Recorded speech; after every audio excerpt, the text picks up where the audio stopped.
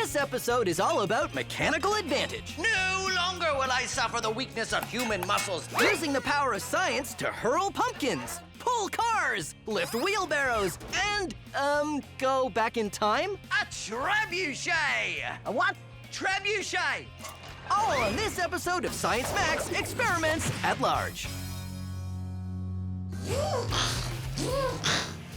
Behold, Science Maximites! I am Filtron 2.0! I have changed myself into a cyborg to give myself super strength! No longer will I suffer the weakness of human muscles! Behold my awesome strength! Tremble in fear at my might!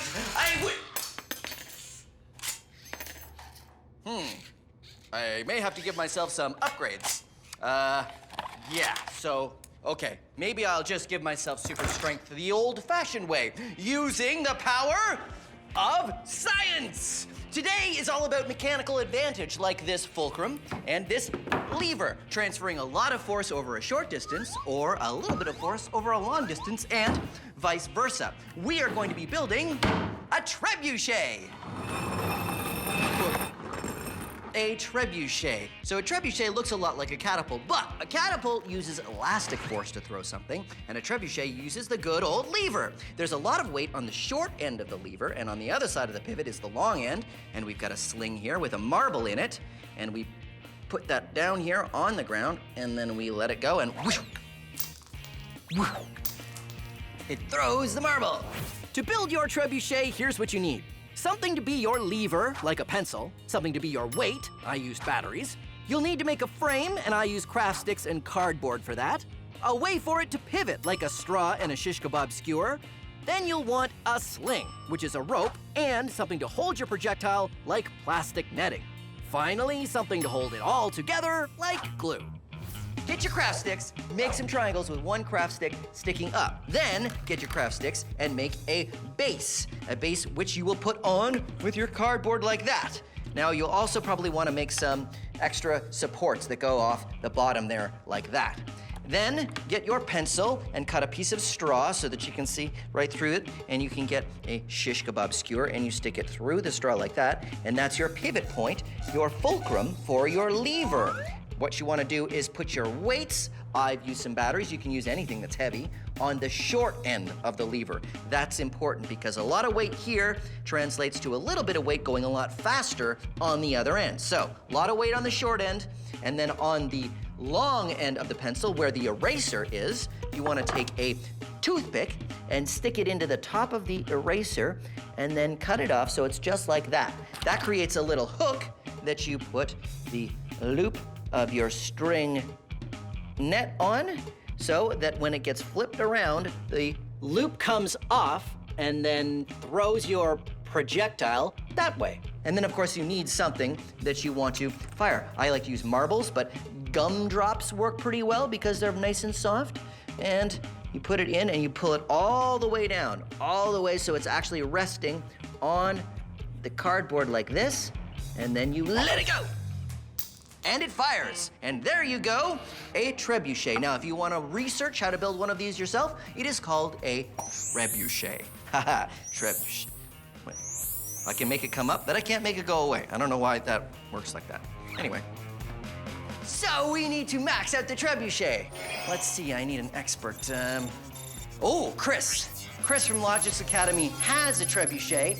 Maybe we can use that one to figure out how we can max it out. And of course, because it's a trebuchet and it's maxed out, we want to fire something, so I thought we would fire, pumpkins. Let's go. Good luck, little pumpkin.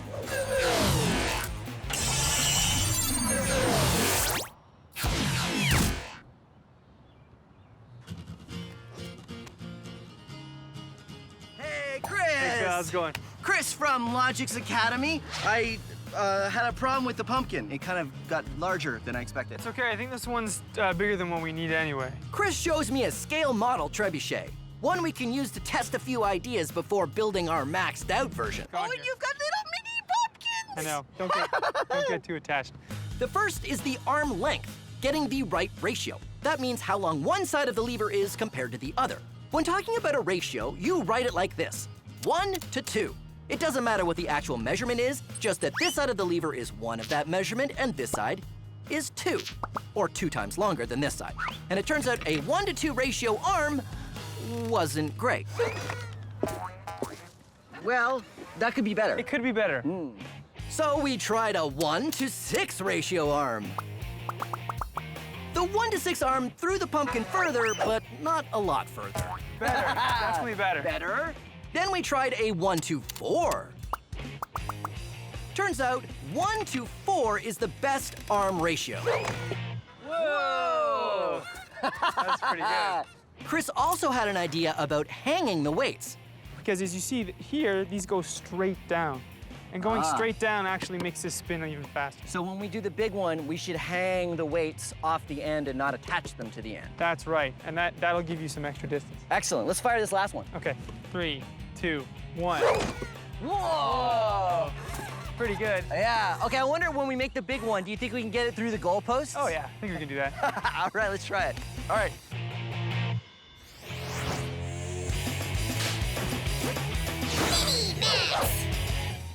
This episode is all about giving yourself super strength using mechanical advantage. Well, here's how you can use a rope to give yourself the strength of a superhero. Ha-ha!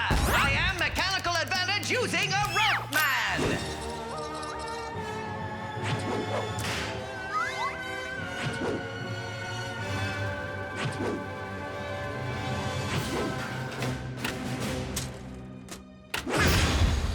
To gain mechanical advantage using a rope, you need 3 things. First thing, a rope. I mean, obviously, that's a given, right? You know you need a rope. Okay, good. Then you need something to pull and something that will not move. What you do is you tie your rope to the thing that you want to pull. Then you tie the other end of the rope, you guessed it, to the thing that won't move. Now, you pull from the middle like this. And it's very easy to pull the weight. Why? Because of mechanical advantage. You're using a small amount of force over a longer distance. But what if the weight is heavier? Then you lengthen the rope. Now we pull from the middle and it's easier. Why? Yes, mechanical advantage. A small amount of force over an even longer distance makes it easier to pull the weight. Let's max it out. Mechanical advantage using a rope man, away! High above the city, mechanical advantage using a rope man surveys the town looking for someone in trouble. There's someone. Oh, my minivan broke down and only 10 feet from my parking spot. If only there was someone who could help me.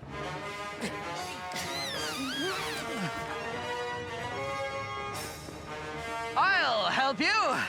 Mechanical advantage using a rope, man. I'm saved. Maybe you should try giving yourself some mechanical advantage using the rope. Mechanical advantage using the rope, man. Yes. Well, I was coming to that. So I have this really long rope, and I tie one end to something that's not going to move, like a tree. Or a steel coil, if you happen to have one. And then I take the other end, and I run all the way back, and I attach this end to the van. I call her Bessie. Then I go to the middle of the rope, and I pull on it sideways like this, giving myself a huge amount of mechanical advantage. Oh, it's working! It's working! Pulling, pulling. Mechanical advantage using a rope, man! You're doing it!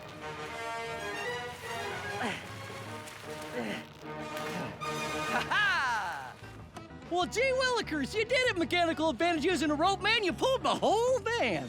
And that's how you can use a rope to give yourself super strength. I am mechanical advantage using a rope man. Based on what we've learned from our small-scale trebuchet, Chris and I made a maxed-out version.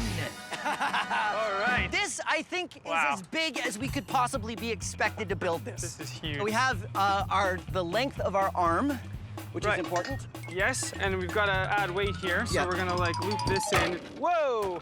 Oh, I guess that's because I took the weight off. Yeah. So the arm is 4 times longer on this side of the lever Right. than on that side of the lever. Right. So this arm goes 4 times faster than that side. But But we're gonna need a lot of weight.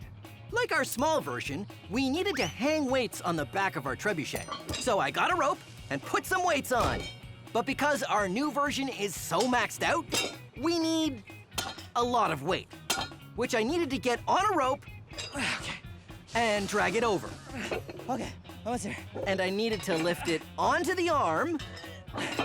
I needed to lift it onto the arm. I lift it. You know, maybe we should do this together. And Okay, you take one end. and we lifted it.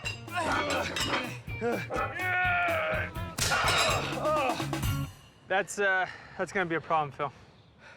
I'm kind of glad that happened because there was no way I was going to be able to lift that. I know, it was way too heavy, and we need something stronger that can still hold the weight and still give us the hinge that we want at the top. And once the weight's up there, if the rope broke, That would be bad news. that'd be big time bad news. Okay, so we need a new solution for getting the weights on the trebuchet that is not. Not rope. We need something Not rope. stronger, and hopefully that still has the hinge on it up here. Maybe we have some sort of bar system that we could hang. Yeah, I'm thinking metal. Yeah, metal, definitely metal. Definitely metal. Metal is better than rope I think so. for holding a whole bunch of weight. Okay, let's Okay. get that done. Let's do it. All right, I got some metal over in the shop over here. Okay.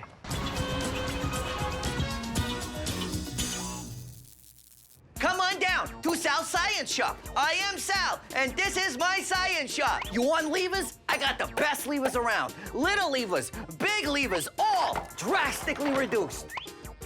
If you can find a lever anywhere else for less, then you gotta tell me, because I didn't know anybody else was selling them. Come on down to Sal's Science Shop, your one-stop shop for science. Hey, you want some levers? Well, boom, have I got levers. What class would you like? What's that? You didn't know that levers have different classes? Well, there are 3 different classes of levers. First class, business class, and coach. No, first class, second class, third class. It's pretty straightforward. And what do we need when we have a lever? We need a load, we need a fulcrum, and we need a lever. Ha-ha! First class lever. The fanciest of levers. You got your load on this end, you got your fulcrum right here underneath, and then you put some effort into this end, and wow! Look how easy that is. Ha-ha! First class. What kind of thing works like that? Oh, I don't know. How about this trebuchet you've been spending all this time watching? First class lever right there in front of you. Second class lever. Look, there's a load right here in the middle. The fulcrum's on this end, and you put your effort into this end, and you lift it, and look, it's a second class lever. Huh?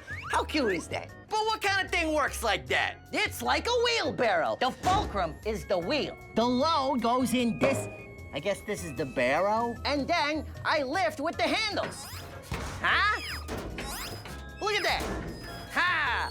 Lever! Third class lever. You got your load on this end, you got your fulcrum on this end, but where is the effort? The effort's in the middle, and it pivots while you move it. Huh? Huh? Where you gonna get that kind of crazy contraption? Salad tongs! Salad tongs! Salad tongs. Look, you put the effort in the middle there, it pivots on that end, and you have the load there.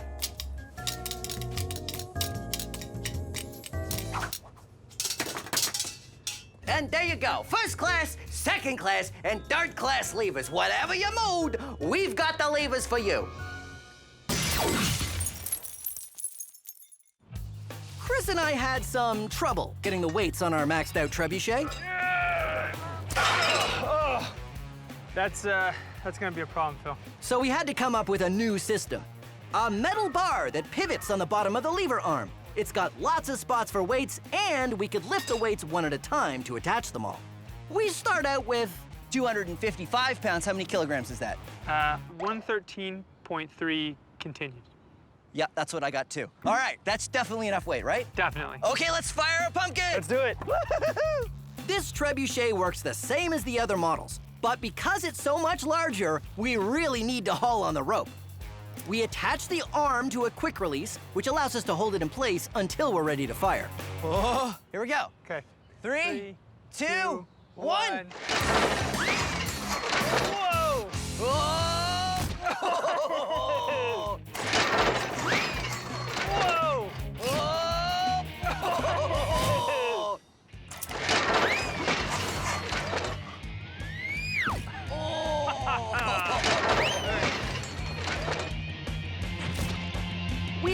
a bunch of the same size pumpkins and got a pretty good idea of how far we were throwing them.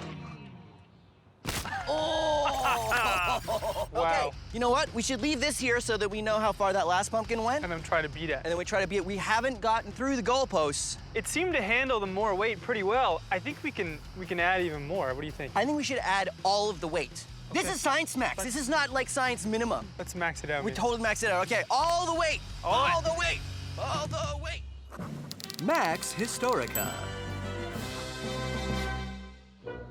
Good morrow to you! I am Lord Fillington IV, and welcome to my medieval castle! My father, Lord Fillington III, had his castle besieged by catapults, and he had to share his prized collection of snow globes. Well, I, Lord Fillington IV, have made a few improvements. First, was forgetting about snow globes. Those are so last season. I collect limited edition Science Maximals stuffed toys. And I've collected them all, and I'll never share. Hello? That Lord Fillington has been hogging all the limited edition Science Maximals, and he won't even trade. I mean, look, I've got 3 floofers, and all I need is a Fricto. But he won't trade. Surely you can trade. Never! I have all the Frictos, and I'll never trade. That's it. Time to build it. Oh, you're gonna build a catapult and knock my castle walls down? Well, I've learned a thing or two from my father. I, too, have catapults. Release! Fortunately, we've got a new invention of our own. A trebuchet. Oh, fiddlesticks! They have a duck pate. Trebuchet. A what? A Mother's Day? A Hudson's Bay? A Trebuchet. Cabernet? I can't hear you. You've got to come closer. Release!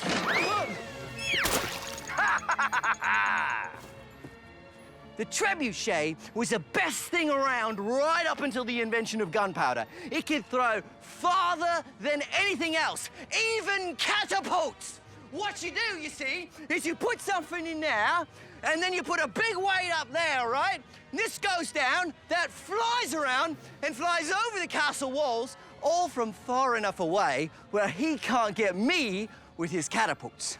And it works like this.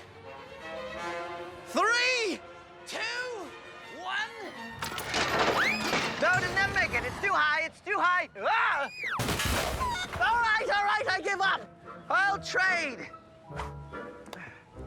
Oh, that's quite nice. I like that. Oh, and that's how trebuchets were used in history. Sort of. Our giant trebuchet launched a pumpkin pretty far.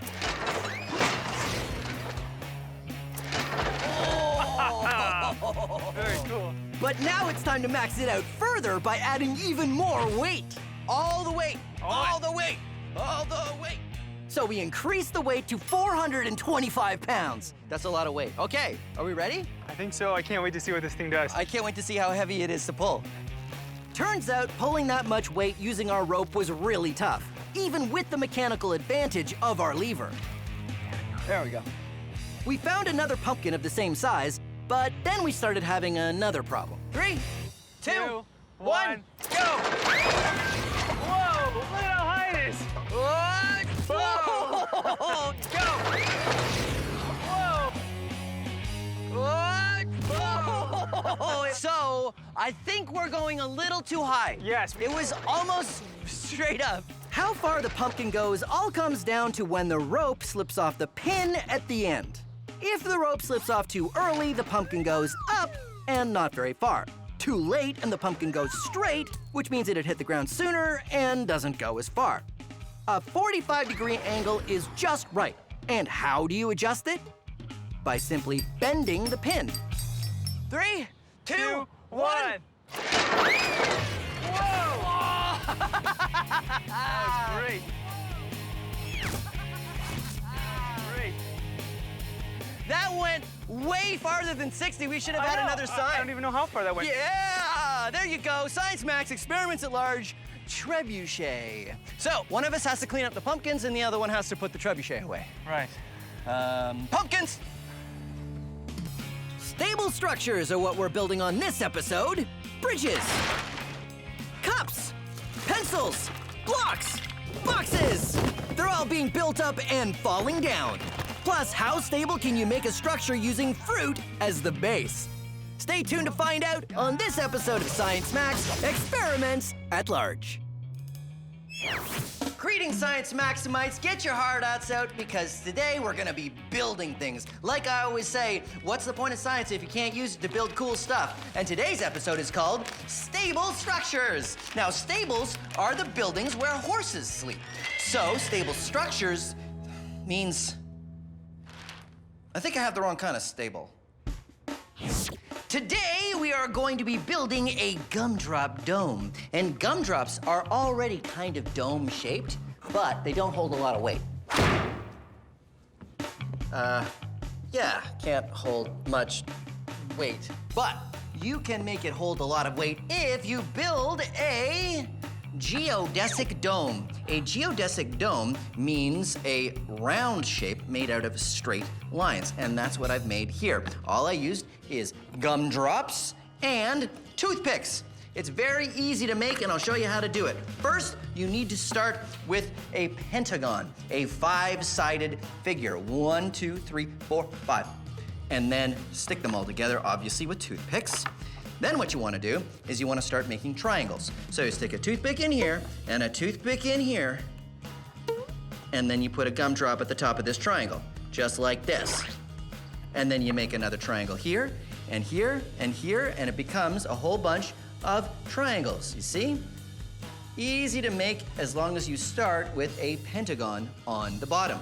Now, once you've built one, I suggest you build 2 more, because then you will have a stable base and you can see just how much weight these hold.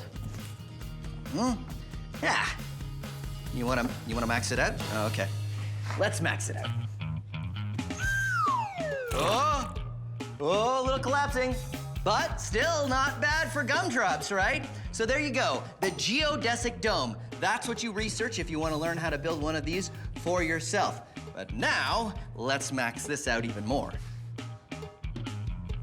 Okay, now I just need an expert to help me out. Do you like my new interface? It's good, right? Watch this. Hey, wait a minute.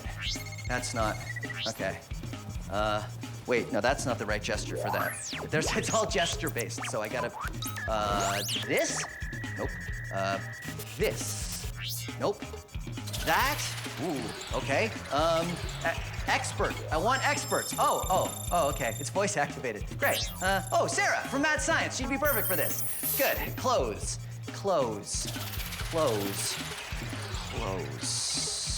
I could leave it running.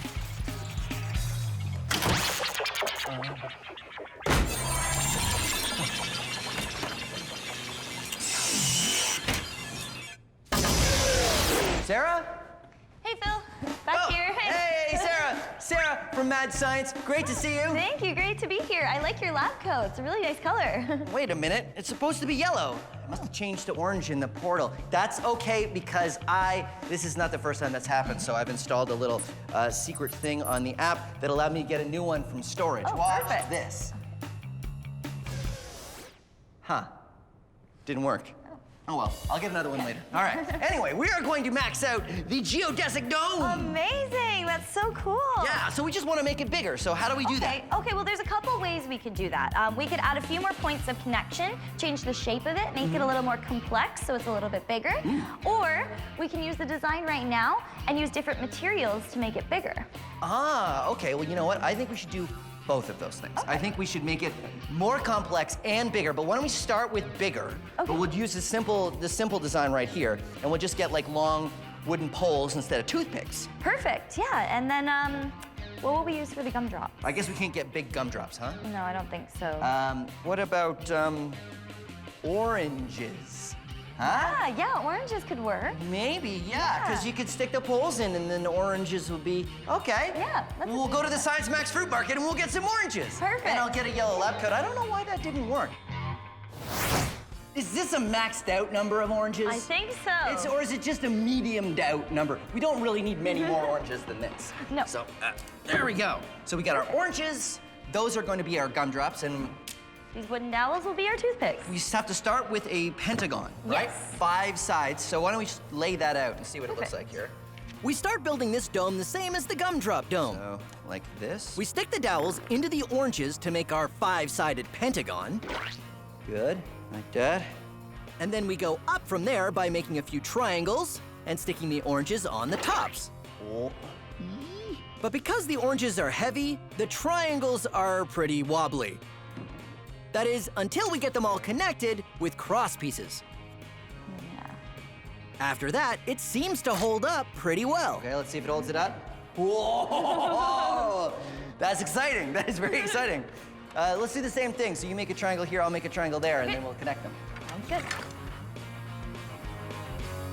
2 layers, orange dome. I'm pretty excited about this. This is nice. Yeah. I'm surprised that the oranges actually hold it together because oranges aren't really that strong. No, exactly. But the structure itself is really strong based on the design of it. Yeah, because it's all about the shapes, right? Exactly. And we're using lots of triangles today, which are one of the strongest shapes on Earth. Ooh, strong. Well, then making something out of a lot of triangles makes it really strong. Exactly. Yeah, okay, so let's make that top layer of Right. things. We only need 1 more orange.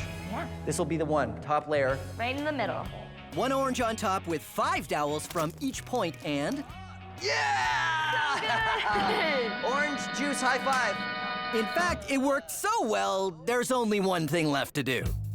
Is there a way that we can maybe max it out even more? Watermelon? Watermelon. We could get the round watermelons. You ever Yeah. seen those? They're like the size of a bowling ball or Yeah. smaller, a little bit smaller. That's perfect. And they're nice and full inside, so they should be able to hold the posts into place. Okay, we'll try it one more time with watermelon. Inside dome high five. Yeah!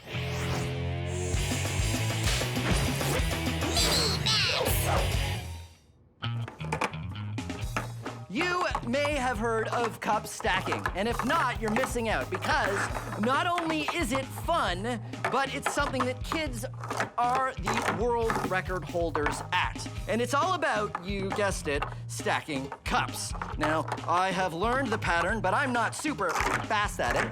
The world record is actually 4 seconds, and this is what that looks like.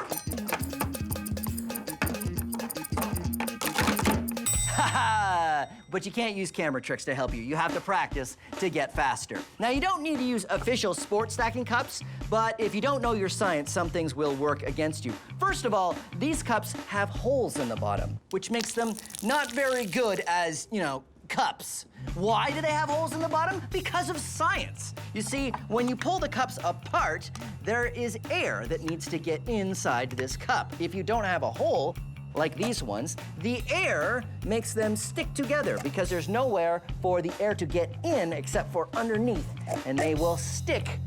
Once again, let's compare.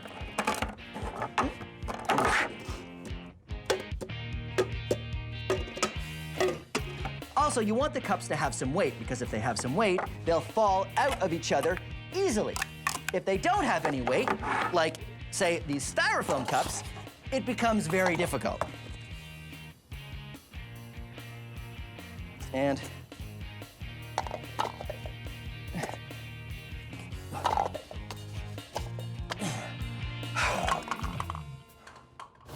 cup stacking with trash cans. Okay, here we go.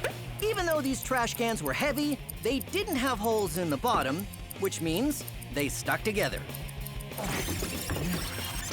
A lot. So why didn't I drill holes in the bottom of these trash cans? Okay, and then... Well, I needed them in episode 6 to make 11 barrels of slime. Okay. 2.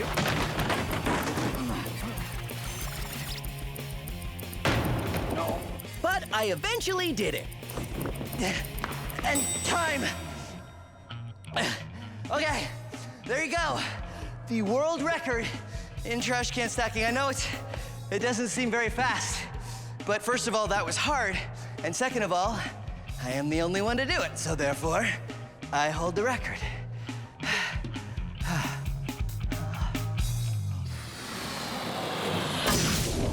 Sarah and I have already made a great dome out of oranges. Now we're maxing it out even more, but this time using Watermelon! watermelons! But not the giant watermelons, Nope. the perfect spherical watermelons. They'll have to do pretty good to be better than the oranges. Definitely. All right, so we just do it the same way? Same way. All right. Let's do it. I'm sure I'm not telling you something you don't know when I say watermelons aren't great for building structures with. Super wobbly. But the fact that we can make a structure using watermelons just proves how amazingly strong a geodesic dome really is. Have we done it? Yeah. We've done it! Yeah, watermelon dome! All right, we've got our gumdrop dome, We've got our orange dome! and we've got our Watermelon dome! These are awesome maxed out domes. What do we want to do to max it out even further? I think the watermelons were a little too heavy. Maybe we should go back to something lighter. So we can make it out of gumdrops, which will be like more complex. Exactly. And we won't get orange juice raining on our heads all day, Yep. which is what happens with this one. Max Historica. This is Leonardo da Vinci. Ciao. One of the greatest inventors to ever live. And this is a pile of wood. One of the greatest piles of wood to ever be piled. Now, Leonardo is going to construct a bridge out of this wood. This is Leonardo's hammer.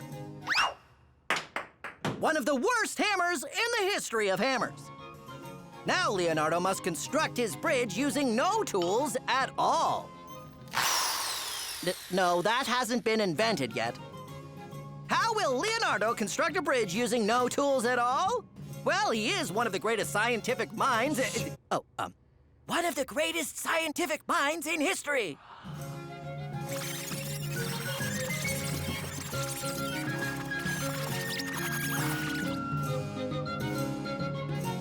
Oh-ho! Each piece of wood is supported by another. And that's what's known as Leonardo da Vinci's self-supporting bridge. Leonardo's done it! But there is a flaw in the bridge. It's very strong when you apply downward force, but not so strong when you push on it sideways.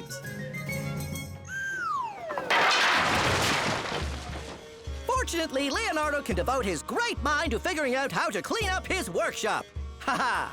Join me, one of the greatest narrators in the history of narration, next time on more Max Historica. Let's recap.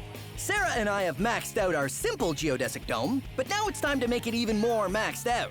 We need to increase how complex our structure is. So right over here, we actually have a dome that's just made out of triangles. Ooh, look at it. It's nothing but there's a triangle there, there's a triangle there, triangle there, triangle. So all triangles. All triangles. And see how much bigger it is even compared to our first one? Yeah. And that's just by adding more points. Over here, we have one that uses pentagons and triangles. Ooh, let me see. Okay, so we got, oh, there's a pentagon there. Yep. There's a pentagon there. And then we got triangles here. Yep. Can we go bigger than this? Because this is good, but this is not maxed out enough. Sarah had the idea of lengthening the poles. Shish kebab skewers, I love those. I use those all the time in my science experiments. And making a bunch of pieces that fit together. So we just make a whole bunch more of these. Yep. And then we'll make some sort of big dome. This is awesome! So we maxed it out, and it worked great. But gumdrops started to become a little hard to work with. Every time I do one attachment, another one comes apart. So I had to get inside to hold it up with my head. I think I've got an idea. Oh, yeah? Be right back, yeah. Okay, but should I get out or should I? It's okay, I can stay in. I could just keep fixing while it's collapsing a bit, but it's okay. Wait, this is inside. No, this is outside. Wait, hold on. Help, Sarah? Hey, oh, my. It kind of collapsed a little bit. Gumdrops, they just don't have the strength. Exactly. I was thinking we could use something a little more sturdy, maybe like some cardboard. Oh, yeah, and it doesn't move at all. We can totally make this, we'll max this out. I'll just put this over here. Okay, All fair right. enough. Okay.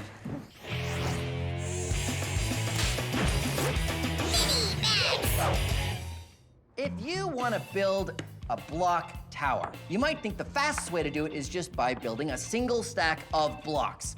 But science may have a few things to say about that, and those things would be no. Let's try it with books. The books are much wider than the blocks, so that will give me a wider base, right? But it's all about the center of mass.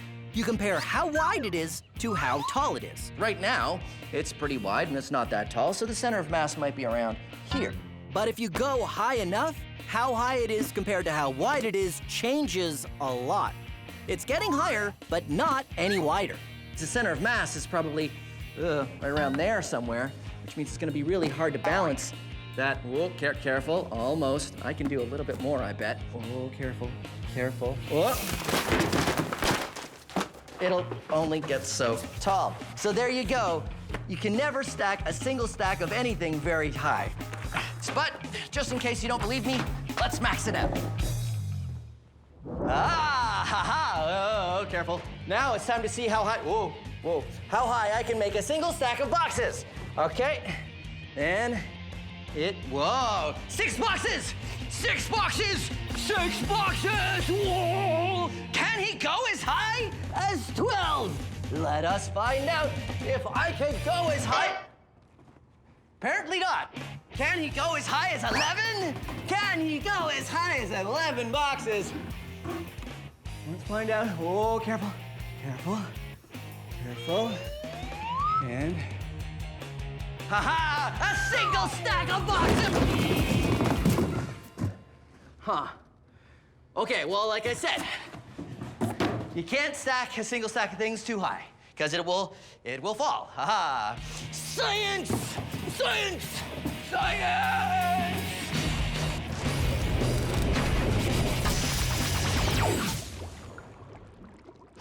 This is a pencil. You probably have one of these at home and use it for all kinds of interesting things like writing and drawing, and that may be it. But if you have a lot of pencils, you can build stuff. I'll show you some of my favorite pencil builds. Check this out. It's a pencil cube. If you want to try building one yourself, you build it like this. Get a piece of foam and then lay out 11 pencils this way, and then another 11 that way, so they make a nice square. Then take sharpened pencils and stick them into the foam in all the gaps. Go all the way around, and then keep adding more layers of pencils, and eventually you will have a cube. Now, if you don't have 366 pencils at home, you can do the same thing with toothpicks. Now, if you want to research this on your own to find the instructions, just try looking up pencil cube. Okay, that's not the only thing we can build with pencils. Check this out, a pencil asterisk. Phil, can you max it out and add some more pencils? Yeah, so I did. I maxed it out with even more pencils. And then I thought, well, could I max it out again? So I did. This is what it looks like with even more pencils. And in fact, I removed the inside pencils and the whole thing still stays together.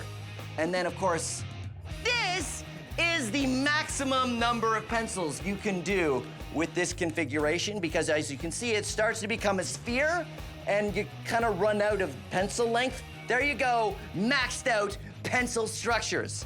Of course, I've used all of my pencils, but that's okay, I will buy some more. I will just write myself a note to buy more. Actually, there are sharpened pencils on the bottom of my pencil cube, so I'll just write this note with the pencil cube. What could possibly go wrong? Okay, ready? 1, 2, 3.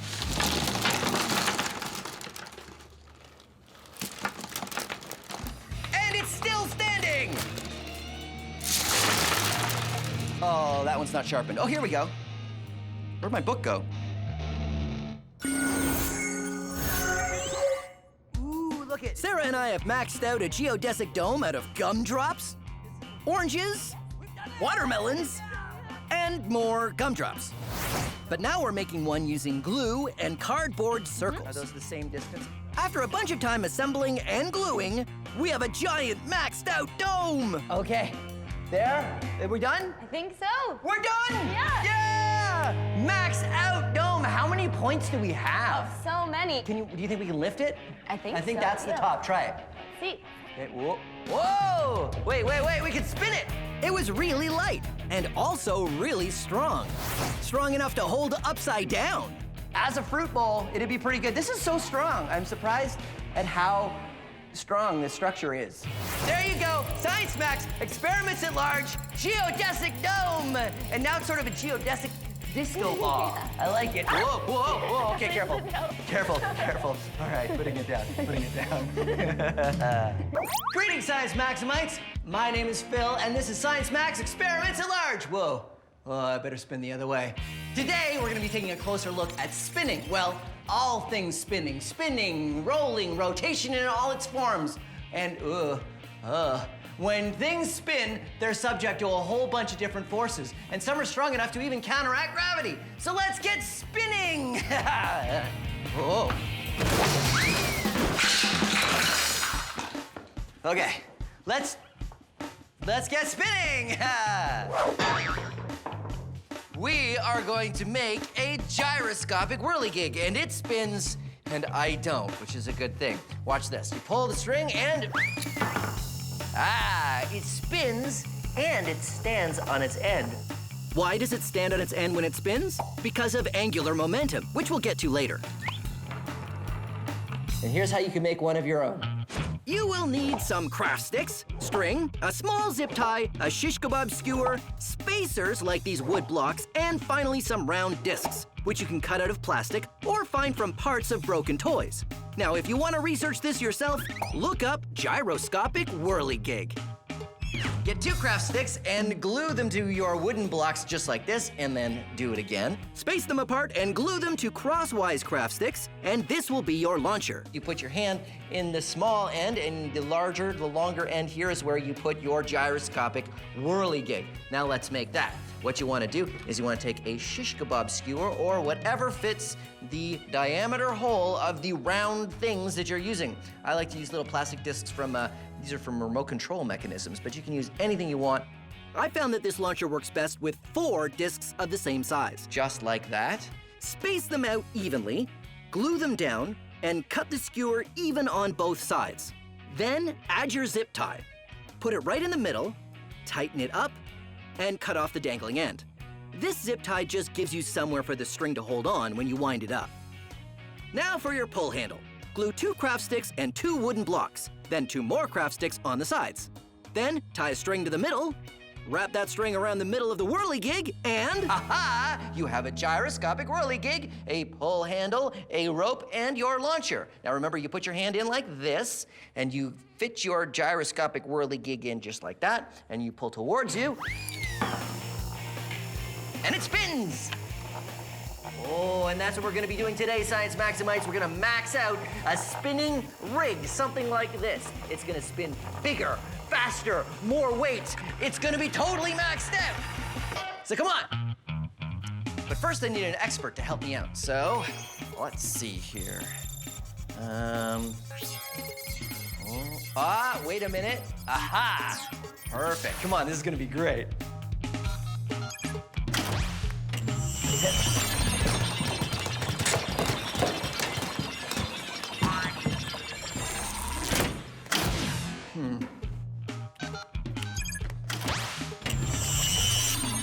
Okay, this is it.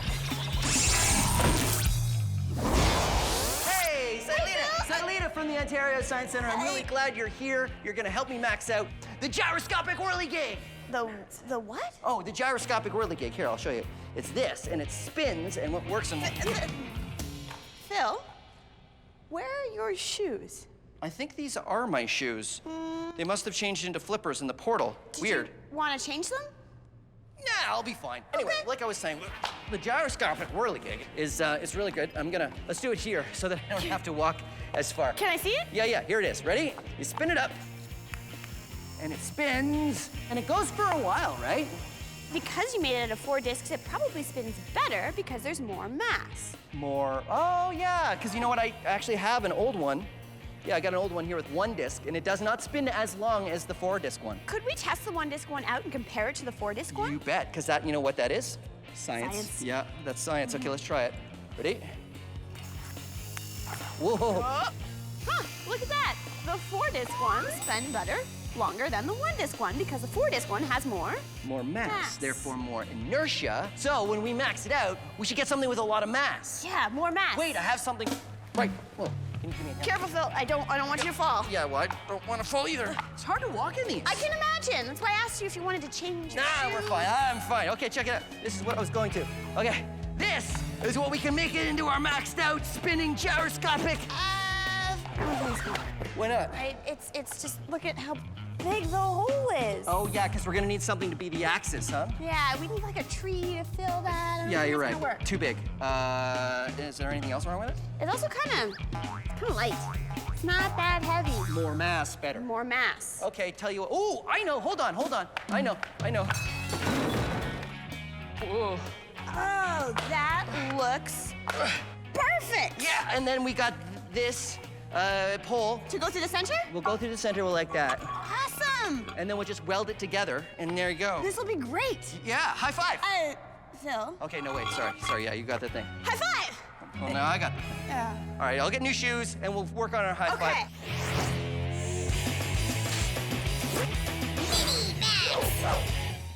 Now it's time for one of my favorite scientific terms, the Magnus effect. I am Magnus, and behold my effect. No, the Magnus effect has to do with things that are spinning. Things like these cups. And here's a great little Magnus effect flyer you can make at home. It's super easy. Get 2 styrofoam cups and tape them together at the bottoms using science tape. Then get some elastic bands and make a long one by tying them together. Take your elastic and you wrap it around the cup like this. Then hold the elastic on the bottom, remember, like that, and then let them go. They fly up and out. The reason why it goes up and stays in the air is because it's spinning, creating moving air over the top. Moving air has lower pressure, which means it's pushed up by the higher pressure underneath. And that is called the... It's coming. Oh, come on. Now, the Magnus effect. Yes. So, let's max it out. Magnus it out. See how much better that sounds? No, max it out.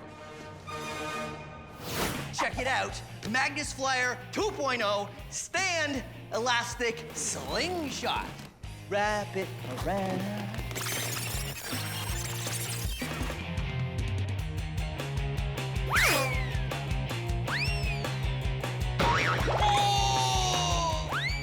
Remember, for the Magnus effect to work, your cups need to be spinning this way, the front side rotating up. Oh, and there you have it, the Magnus effect. I, Magnus, am now taking over the show. It is now Science Magnus. That is my effect, slightly improving the name of science TV shows. Science Magnus. Silita and I are maxing out our spinning top. Based on our small version, we decided to make one with as much mass as possible. So we got a 20-kilogram weight and welded it to a metal shaft. Will this work the same way? Well, let's look at the science. Why does a top spin? Well, let's start with Newton's first law, which is an object at rest tends to stay at rest, an object in motion tends to stay in motion. But the in motion has another part. That object also wants to go in a straight line. If you think of a bowling ball rolling along, it would need another force to act upon it to make it change direction. We say that a moving object has momentum. Now, a top doesn't go in a straight line, it spins around, but it still has momentum. It's an object in motion, and even though it's spinning, it still does want to go in a straight line. It's just that that straight line is here. We call this angular momentum. To make a top move this way, or that way, would take an outside force, so it stays upright as long as it has enough momentum. But when it slows down, there's less momentum and it becomes harder to resist external forces, like gravity, which will eventually want to make it topple. Our top has a lot of mass, which means it'll have a lot of angular momentum when it gets spinning. It's just a matter of getting it spinning fast enough. So should we spin it? Yeah, let's spin it. Let's see if we can get it to work. Hey, okay. Spin. Oh, we're gonna let go. In 3. Wait. I can't get it. 1. Wait. Okay. Okay, not fast enough. We need something to help us get it spinning faster. Maybe a rope? A rope, yeah. Wrap a rope That around was it my like the- idea too, a rope, because the small one uses a rope. Yes. Okay. Okay, I'll go grab a rope. So, wrapping the rope up. I'll let you wrap the rope Okay. up. I'll get my holder back on top. Spin it counterclockwise. We attach the rope and wind it up. You wanna make it super clean. This is some of the best coiled rope I've ever seen. I'm gonna pull the rope. You're gonna hold on to it, but I can't pull really hard because you won't be able to hold it up. Because we don't have to pull hard, we just have to get it going fast. Yes. Sailita keeps her hand on the block at the top and I pull. Ready? Wait a minute, we'll get all the way. Oh. Whoa! Spinning a lot better than I thought it would. It's still spinning, but it's wobbling. Oh, careful. Oh, there it goes. It works, but just barely. It might spin better, it might spin straighter. Yeah. If we had it spinning, something help us spin it faster. Yes, faster with more power. With more power.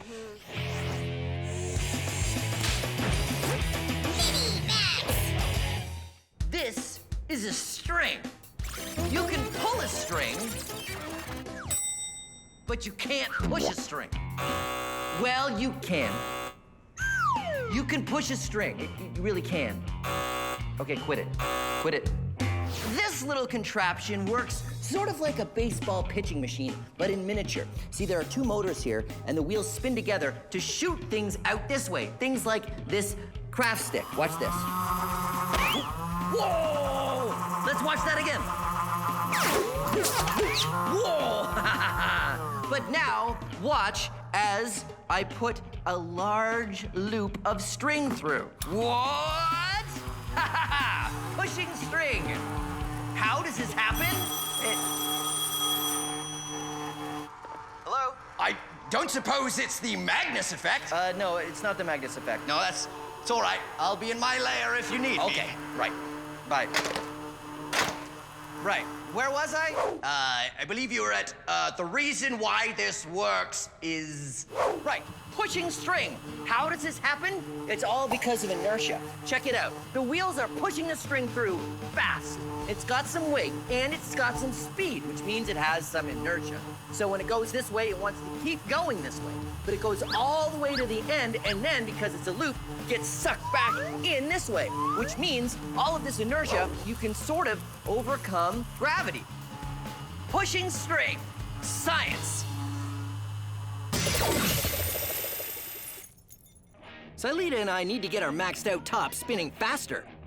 We tried a rope, but now we're trying a drill.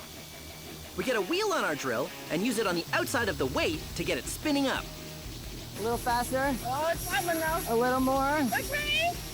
And release. It's kind of cool that it wobbles that much and it doesn't hit the ground. It worked better, but there's always a way to max it out even more. You know what we need, Sailita, is a maxed out drill. Put it right on the top here and get it spinning very, very fast. Super maxed out gyroscope whirly gig. Is it just the top now? I don't know. Do you We want to could keep call it calling a gyroscope. gyroscopic Well, whirly gig? it's sort of a toppy, kind of gyroscopy.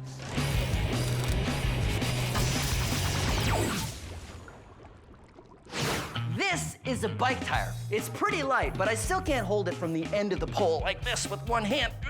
Nope, nope. But I can if I get it spinning fast enough. I just use this drill, and then I get... Okay, so this is gonna be awfully hard to do with one person. Oh, this is the perfect opportunity to use the Trevor button. Haha, Trevor button. Hey, Trevor from the Science Max build team. What are you doing? Maxing this out. Oh, right on. Can you give me a hand for a second? Sure. Awesome. Okay, so you take this drill, and we're gonna get this wheel spinning really fast. Okay. I don't know if it's, No, I don't wanna know. I don't know if I remembered to... No, it's fine. Max it out. We gotta max it out.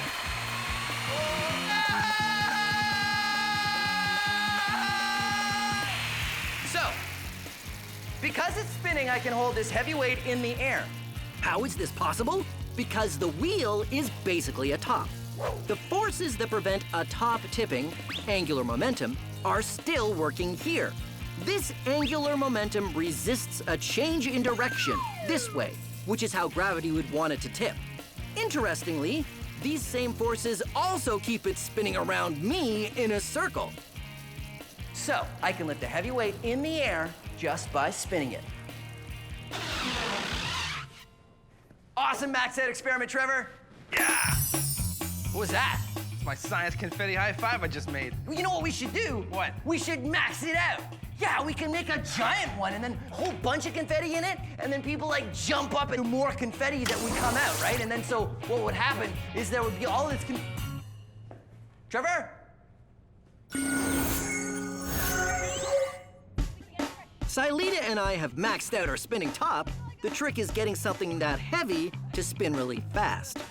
We've tried a rope and a drill, but now we have a maxed out drill. So more power and more speed, which is perfect for spinning this massive top. Yes, and perfect for maxing out anything.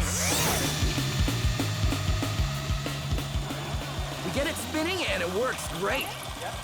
The top spins for a really long time. In fact, its mass was so large, it started drilling a hole in the concrete floor. We tried it again, but started to notice something. The drill is smoking quite significantly. Our drill began to overheat. Why? Good old Newton's first law. An object at rest wants to stay at rest, and an object in motion wants to stay in motion.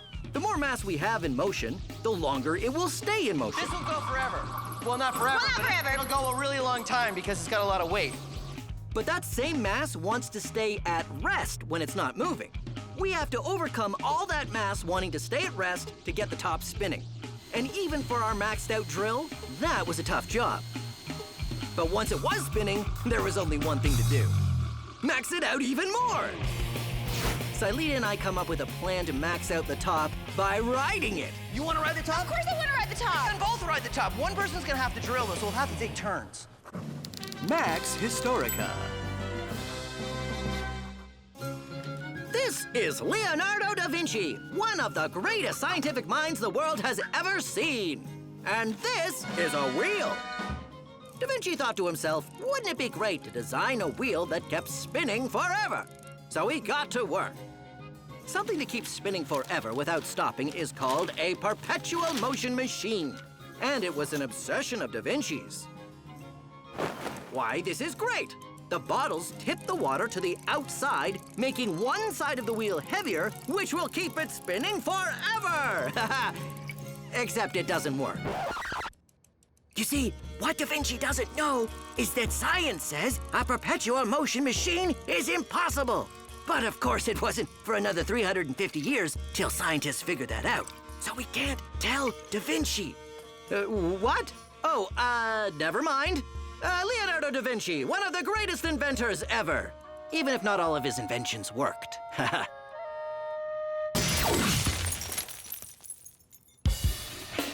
Silita and I got our maxed out spinning top to work pretty well. The only thing left to do was to ride it.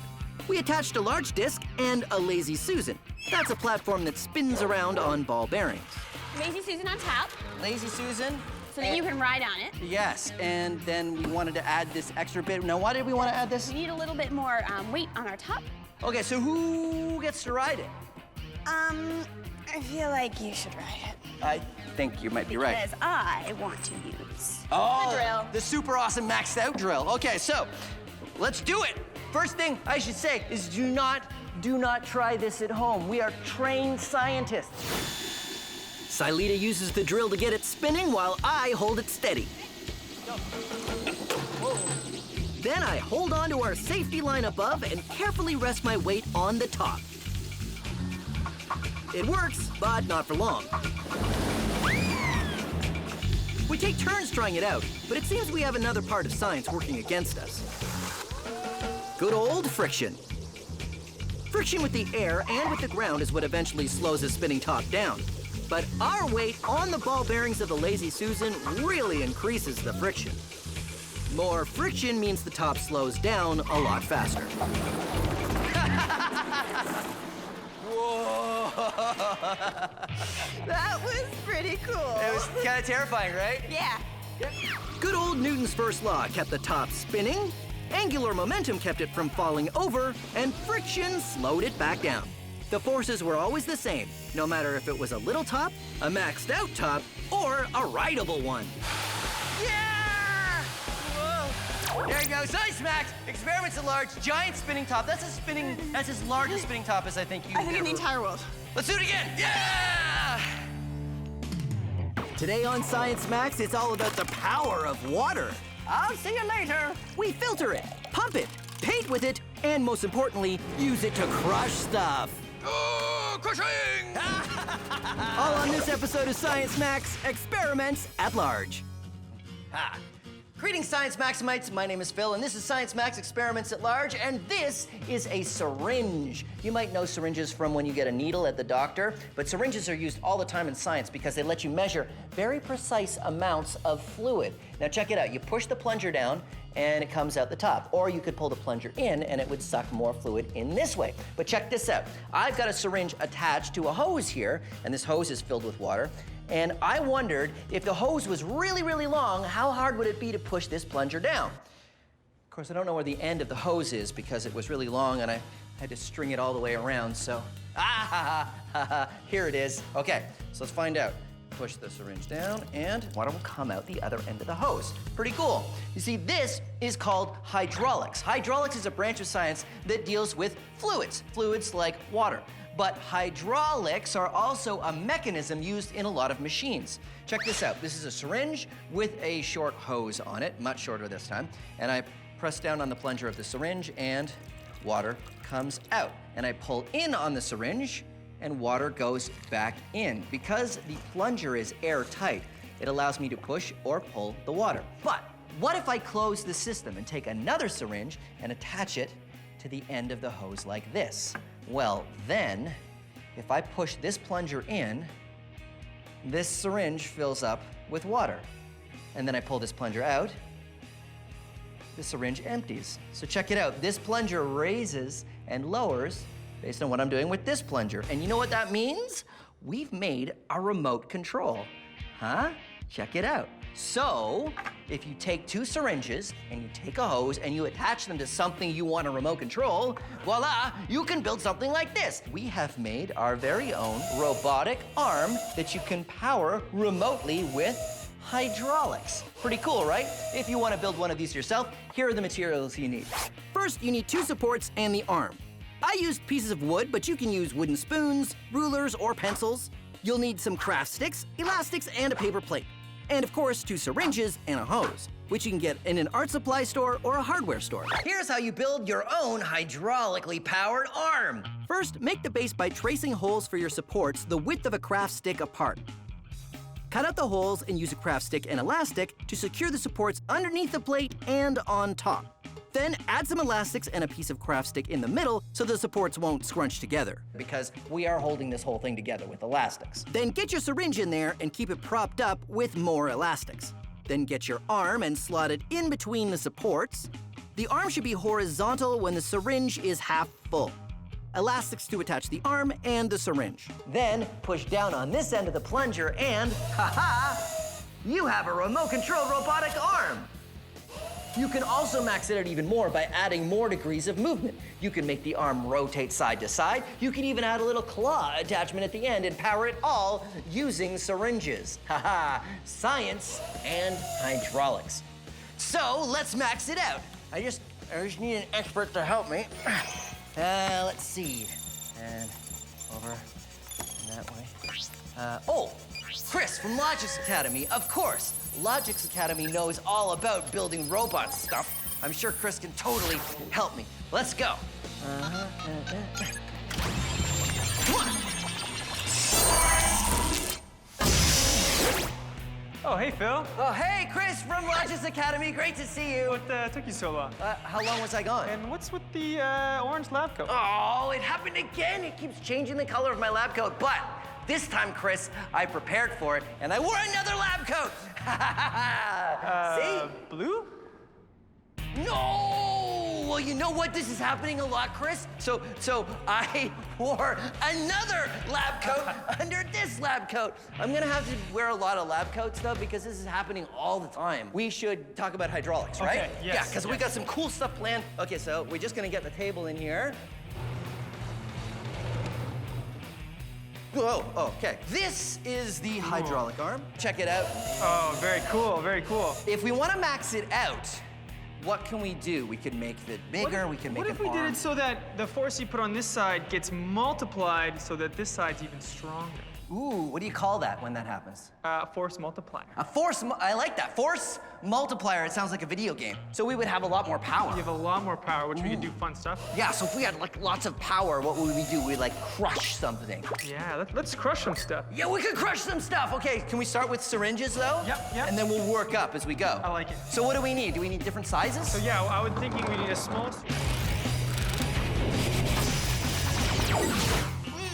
A delicious plate of cheese and crackers, my favorite snack.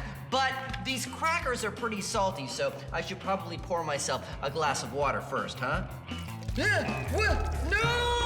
cheese and crackers! Why does this happen? Why does the water stick to the glass? Well, because of science. And the reason why it happens gets a little complicated, but it boils down to this one simple thing. Water likes to stick to things. Huh? Did you see? Did you see how it stuck? No, of course you didn't. You know why? Because it only sticks on a small scale. See those drops of water? That's water sticking to the surface. But it only works when the surface tension of the water is less than the force of gravity, which is why water drops fall when they get bigger. So it sticks to things. That still doesn't explain why you can pour water out of some containers without any drips, and other containers make it nearly impossible. It's all about the angle.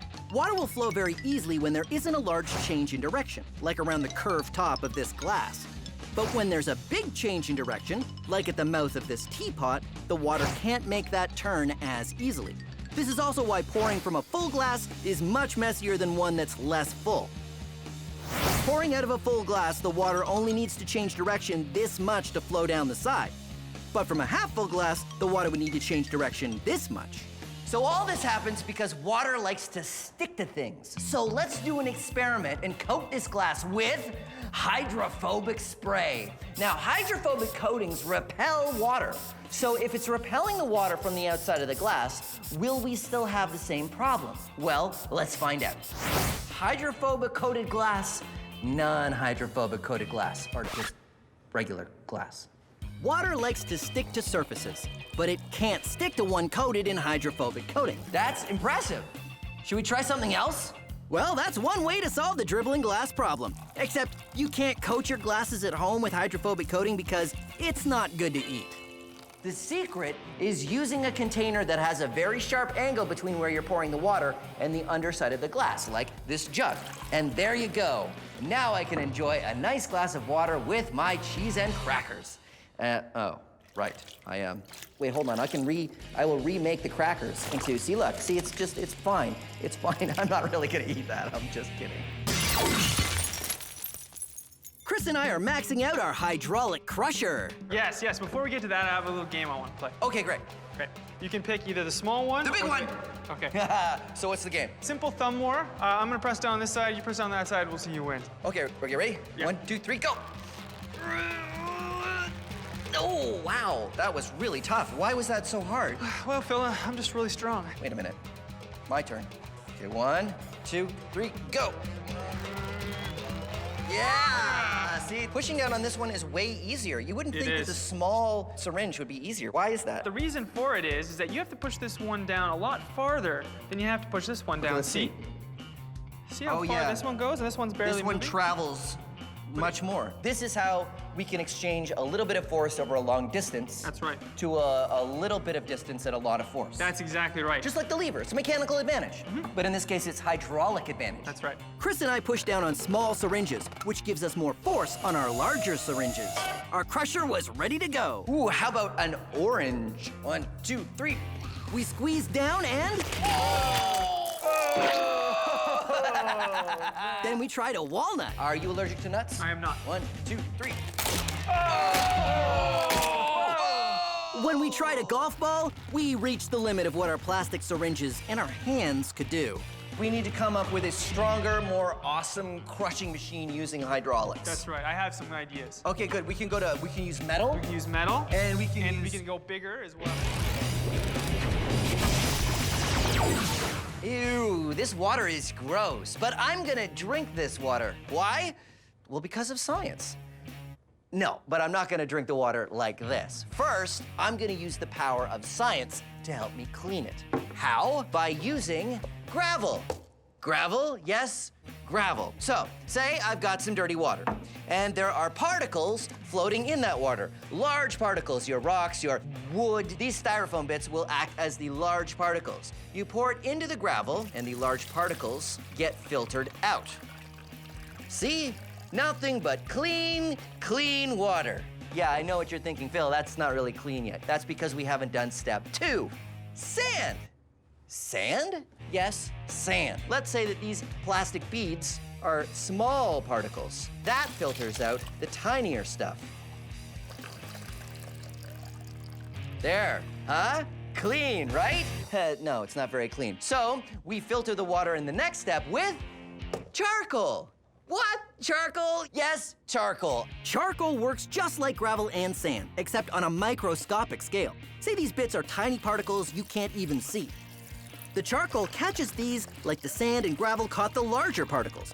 This is called a gravel, sand, and charcoal filter. The gravel catches the big particles, the sand the smaller ones, and the charcoal the microscopic ones. These kinds of filters are used all over the world to clean drinking water. Delicious. Science. Max Historica.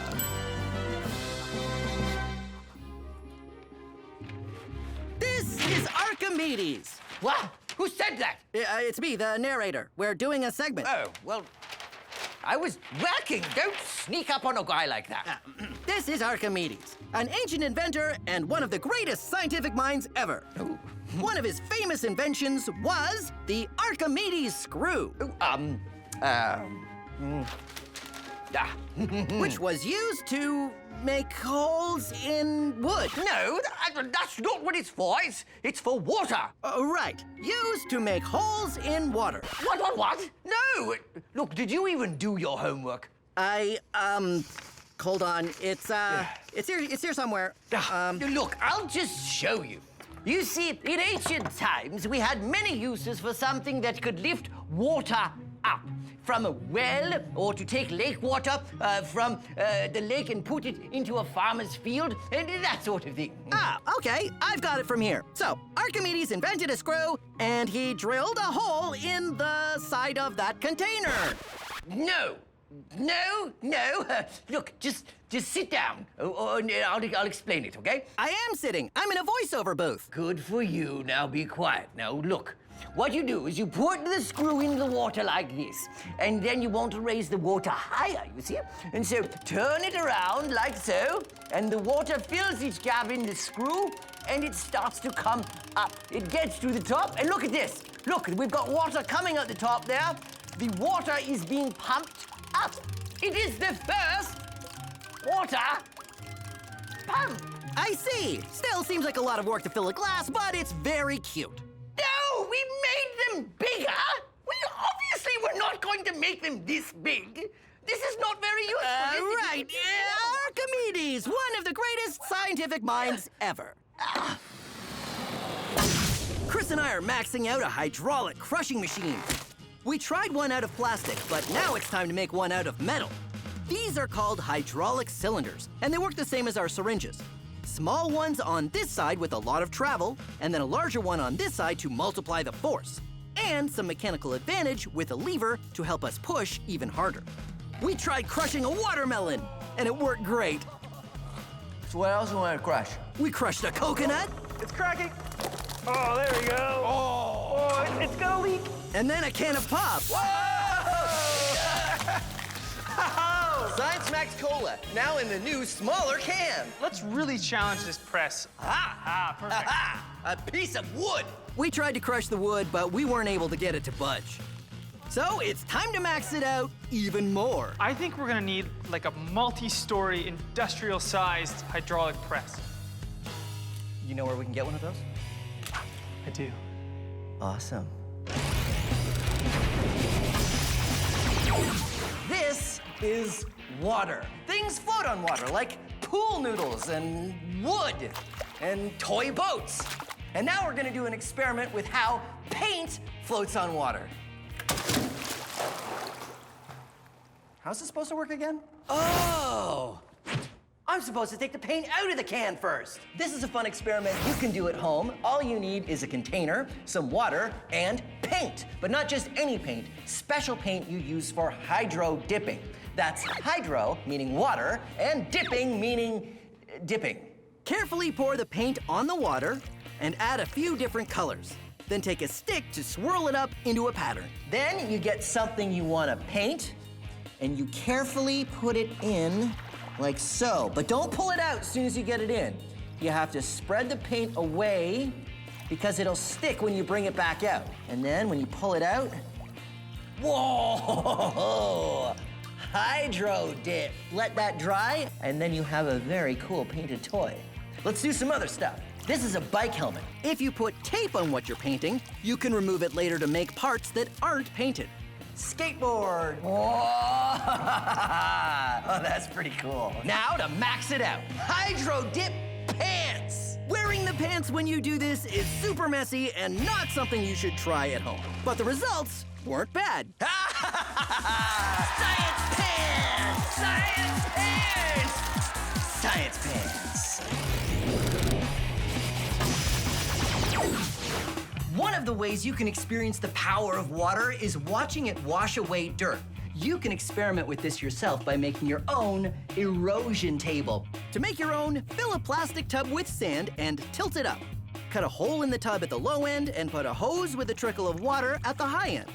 Then to complete your model, fill it with a little happy town. This small model shows how rivers cut their course to the ocean by following the lowest point. Try to design your town and the layout of the ground so the river goes around the buildings. I'll see you later. I'm gonna take a swim in the river now. There are lots of ways to experiment. Change the amount of water, or the steepness of the angle. Look at the soil, it's all getting eroded over here. Or the way the town is laid out. Every time you do it, the river goes in a different direction. And have fun. Oh, phew, I'm tired. I'm just gonna lie down. And that is the power of water. Chris and I are maxing out a hydraulic crushing machine. What about this? Is this what we're gonna use? We went to the Natural Resource Canada's CanMet Materials Laboratory, which is a federal research lab. Oh, this is good. Oh, look at that! Oh, is this what we're using? No. Oh, I can use this. Hold on, let me figure this out. Maybe later. Really? It's just over here. CMAT is the largest research center in Canada dedicated to metals and materials research. This is it. This is it. Right!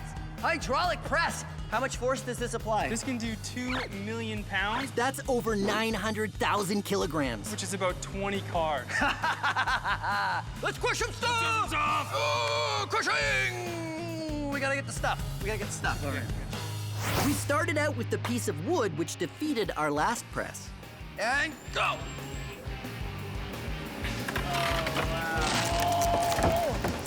I know that sound. Awesome. Reversing. It turned our wood into a pancake. Whoa, totally flattened. So it was time to try some other stuff. We crushed a ball of plasticine.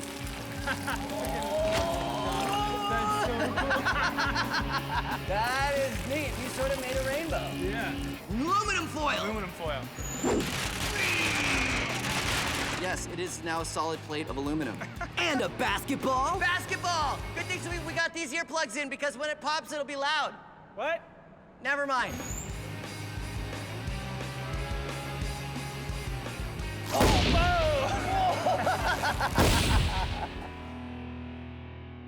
This hydraulic press was so maxed out, we had to think of the toughest stuff to crush. We crushed hockey pucks, a safe,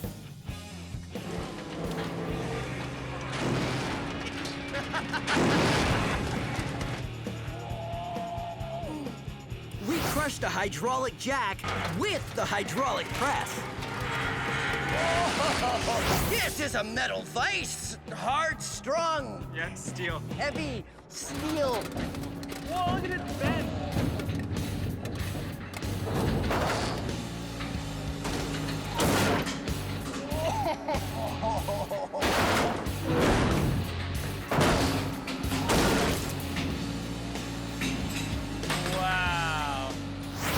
time to crush a bowling ball.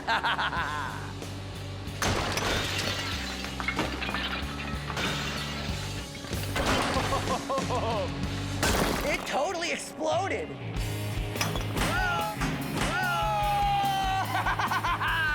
Science Max! Experiments at large, hydraulics. Whoa. Nicely done. So fun. I should reverse it and we should start cleaning all that stuff up, Yeah, huh? I think so. Okay, reverse. Today it's all about opposites.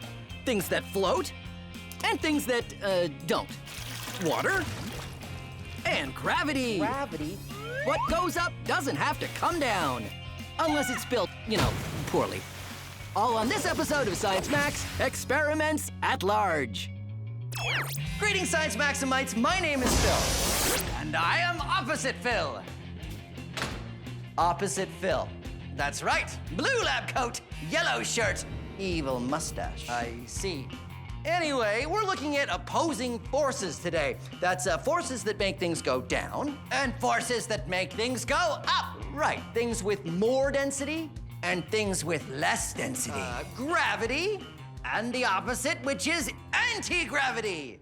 Anti-gravity isn't really a thing. Well, I have to do the opposite. Right. Buoyancy. And buoyancy's opposite, which is girlancy. No, girlancy is not the opposite of buoyancy. You're not helping. Right, not helping. Opposite. Haha. Hello. Goodbye.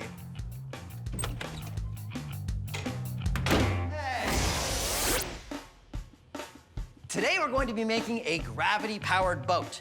Ta-da! It's pretty easy to make. You just put water in the top here. Gravity of the water pushes it out the straw and the boat goes forward. And it's super easy to make. You only need 4 things. A piece of styrofoam, a plastic cup, craft stick, and a straw. And the tools you'll need: a pen, a craft knife, and the help of an adult, and science glue. Which is the same as regular glue, except I only use this glue for science. You take your styrofoam and you cut it into a boat shape. That requires the knife and the help of the adult. Then take your cup and draw the circle that your cup will sit in. And then you want to put 2 slashes with your craft knife in there. Again, get the help of an adult if you need it. And then start carving out the styrofoam with your finger and make a nice little indent just like this for your cup to fit in.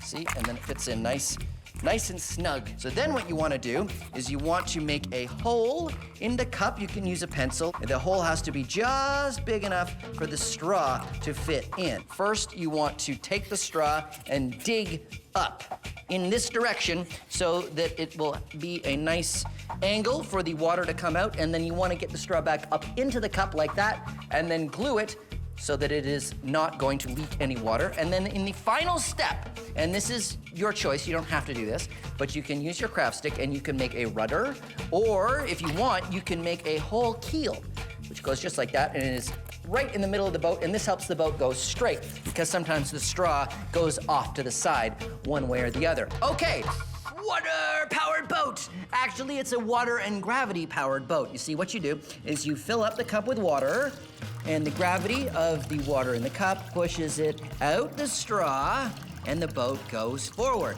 And this is what it looks like in the water. You fill up the cup, and the gravity pushes the water out that way. The buoyancy of the boat keeps it afloat, and good old Newton's third law: for every action, there's an equal and opposite reaction. The water going out the straw this way pushes the boat that way, and it works pretty well. Whoa, if it's going straight. That's why we have the keel. Okay, so gravity-powered boat. Time to max it out. But first, I need an expert to help me. Oh, of course, Michaela from the Ontario Science Center. Perfect. All right. And let's go.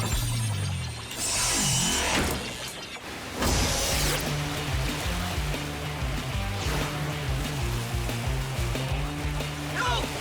I stopped myself. I didn't get wet.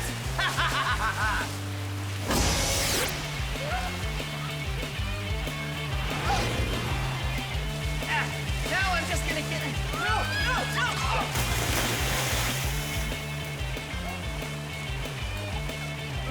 Hey,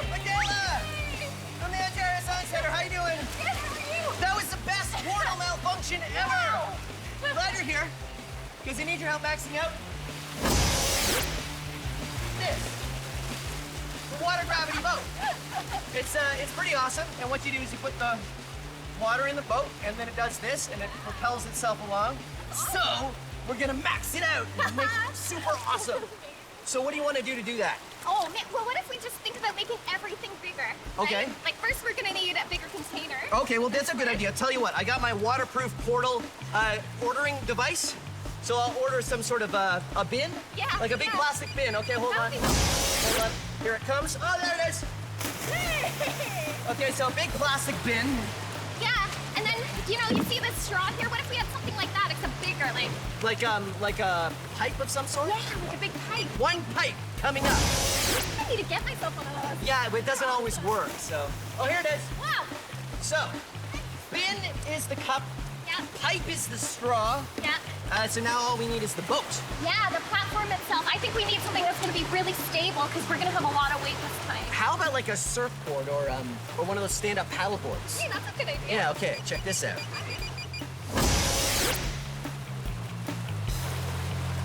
Uh-oh, Oh no, water stopping. that doesn't look good. I think it might have gotten stuck. Oh. We'll have to go get it. Because the water is still running and that might overflow, Man, it's so. stuck somewhere.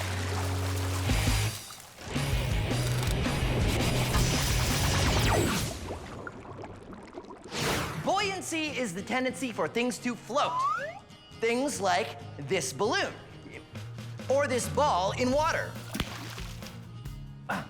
But it doesn't float on its own. The helium is less dense than the air molecules around it, and they fall past the balloon and push it up. The ball is less dense than the water around it. So the water molecules flow around the ball and push it up. This happens because water is a fluid. The particles flow around each other. This works because air is a fluid, and I know what you're thinking. You're thinking, Phil, air isn't a fluid, but it is. Usually we think of fluid as meaning a liquid, but in this case, fluid means anything where the particles can flow around each other, and that includes air. But you know what? It's hard to see the particles in water. Same thing with air. I can say it, but it's really hard to see it.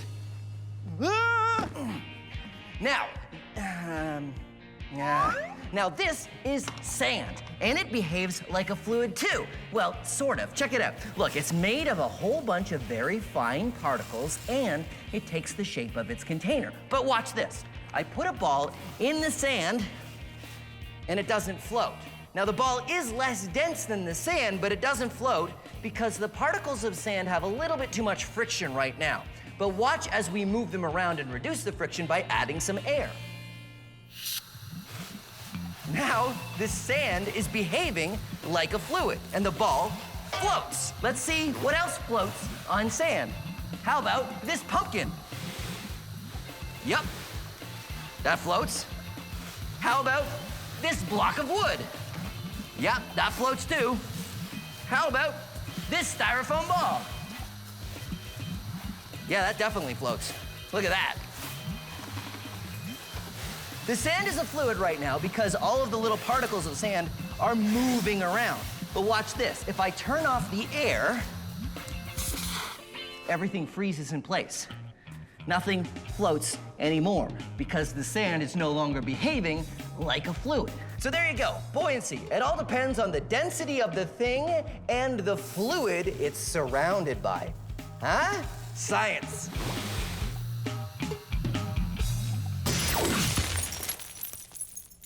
Michaela and I are maxing out our gravity-powered boat. We had a bunch of maxed out materials.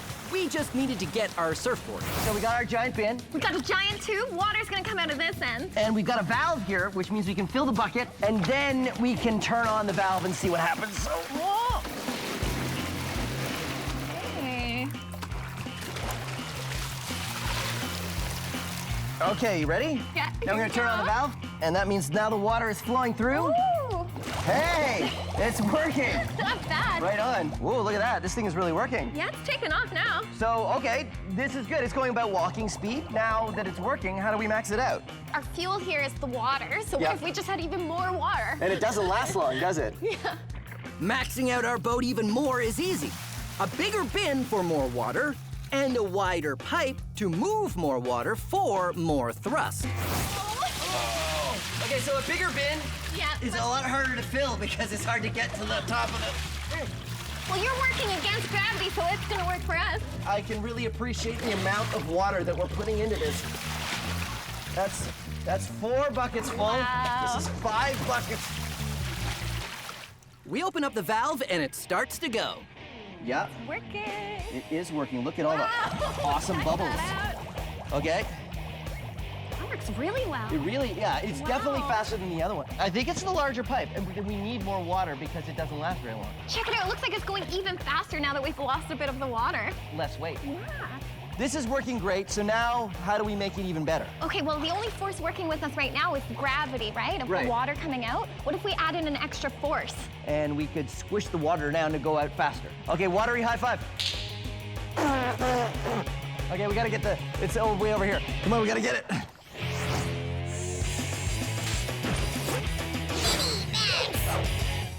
I want to move the water from this container to this container. Now, I could just pour it, but what if it's too heavy? It's too heavy! Help me, science! Well, science to the rescue with this! A clear plastic tube! Ooh, science-y. Okay, watch this. I'm gonna make a siphon, and it's pretty complicated, so follow along. Are you ready? I stick one end in here, and one end in here! Whoa! Yeah, I know, it's not working yet, but that's because we haven't added the science. First, we need to add a little bit of suction and suck the water through the hose like a straw. It has to go over the highest point. Watch this.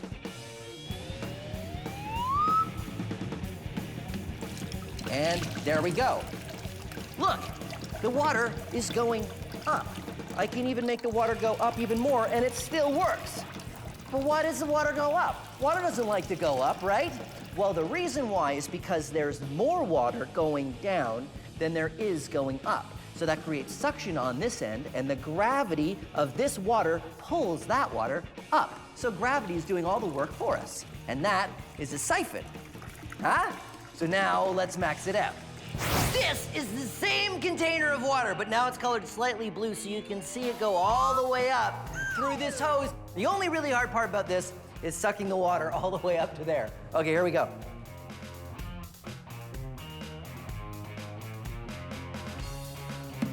I got it working. Now, the reason why it's working is because there's just a bit more water on this side of the tube than there is on this side of the tube. With a siphon, it doesn't matter how far you go up, as long as the water on one side is lower than the other. Science.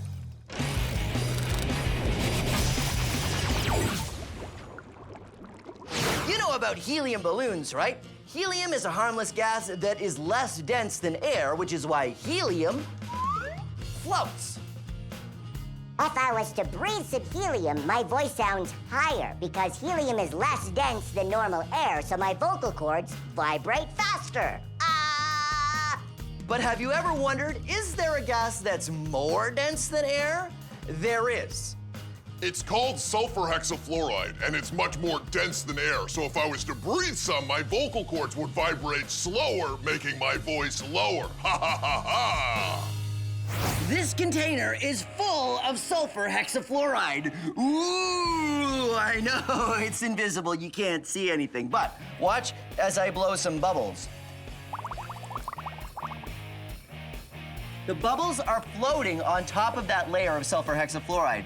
The bubbles float because they're full of regular air, which is less dense than the sulfur hexafluoride. In fact, a balloon will float on this as well.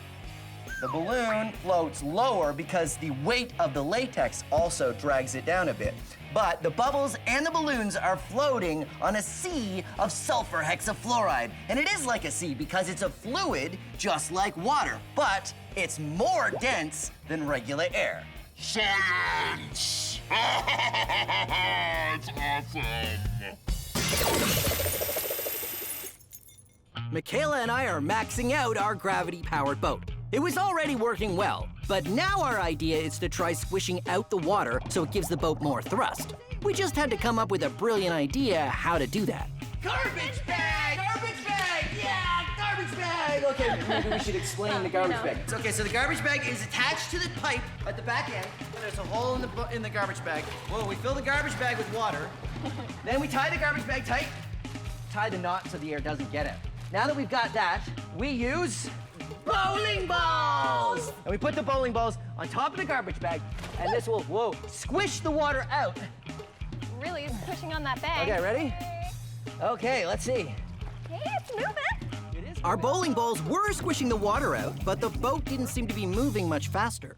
I think the bowling balls made the whole thing too heavy. What if we raise the bin up? If it's higher up, then there would be more force due to gravity. Yeah, so we have the bin on like stilts or something, Oh my God. and then it has to fall further, and then maybe the water's going faster. I love that idea. Okay, good. Yeah, let's try it. So what we need to do is get this. Wait, Oh, I thought this is the shallow pool. Yeah, no, that's over there. That's that one. Yeah. Not here. Max Historica. Long, long ago, in the time of ancient Greece, there lived a genius named Archimedes. One day he was in the tub and he noticed something. Oh, hello. Look at that. When I get into the tub, the water level goes up, and when I get out of the tub, the water level goes down. Ha ha! Eureka! I, don't get it. Well, I can calculate how much volume something takes up by how much water it displaces. Yep, still not with you. Now, I'll give you an example. How much water would be displaced, pushed aside, if I put this ball in the water? It's light, so not much. Ah, it doesn't matter how heavy it is. It only matters how much space it takes up. Watch.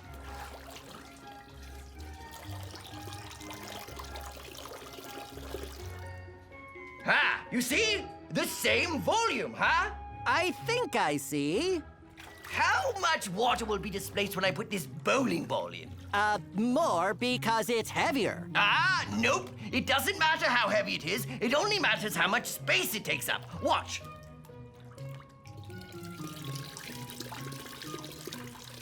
Oh. You see? A simple and easy way to measure something's volume. Archimedes, one of the greatest and cleanest scientists in history. Join us next time for more Max Historica. The metric system in 60 seconds. The metric system is a way of measuring things. Water boils at 100 degrees Celsius, a kilometer is 1,000 meters, but few people realize just how interconnected the metric system is. First of all, it breaks down to a base 10 system. Everything is 10, 100, or 1,000 of everything else, and it's all based on water. This is exactly 1 liter of water.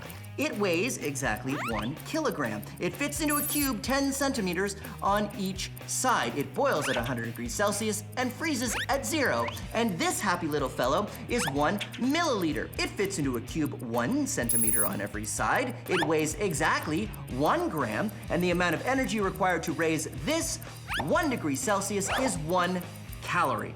The metric system, everything interconnected and all based on water. Ha! Oh. Uh-oh. Michaela and I are experimenting on our maxed out gravity-powered boat.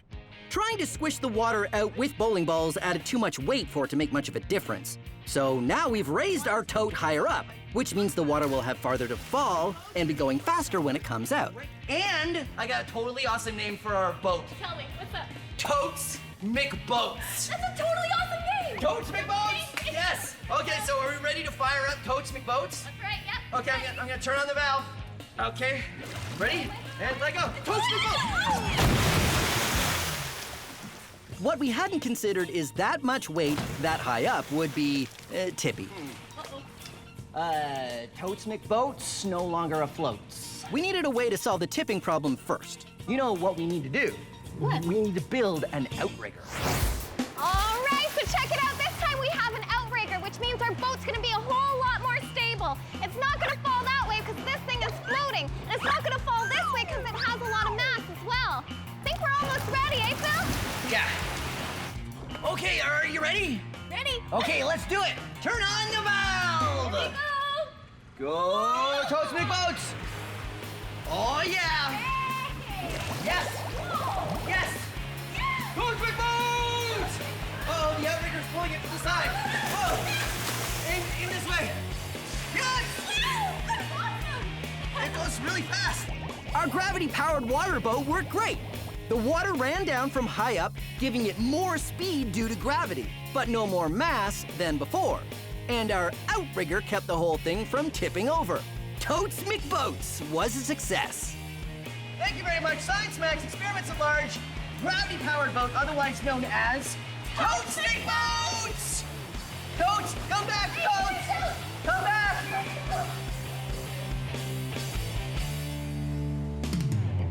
This episode is all about chemical reactions. Nom nom nom, nom nom nom, nom nom nom nom, delicious. Reactions to make things fly, to make things glow, to make things pop, and to make things fly.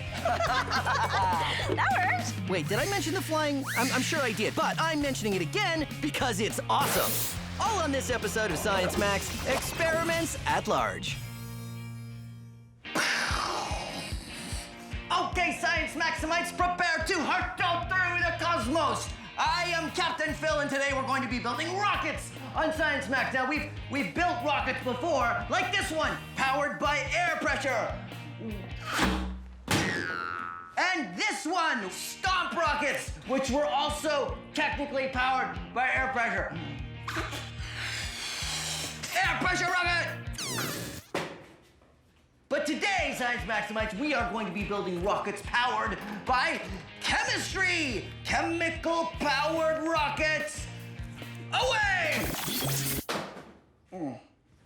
Okay, I promise it'll be more exciting than that. Because today, Science Maximites, we are going to be looking at chemistry. Chemistry is when two molecules combine to make another molecule.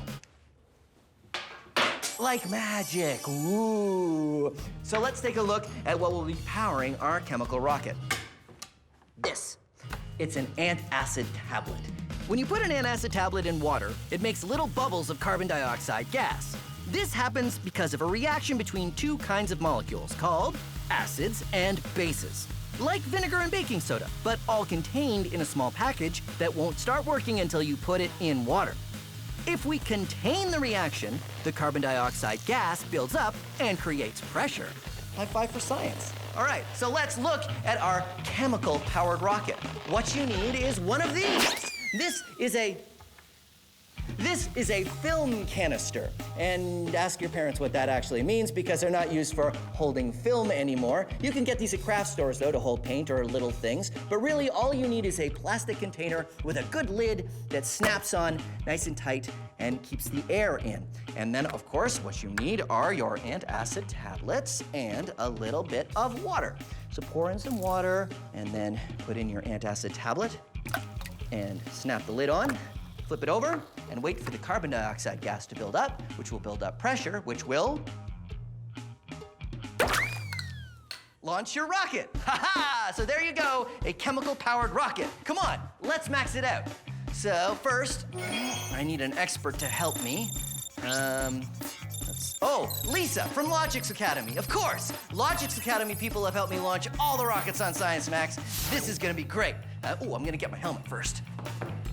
Okay, let's launch some rockets! Let's go!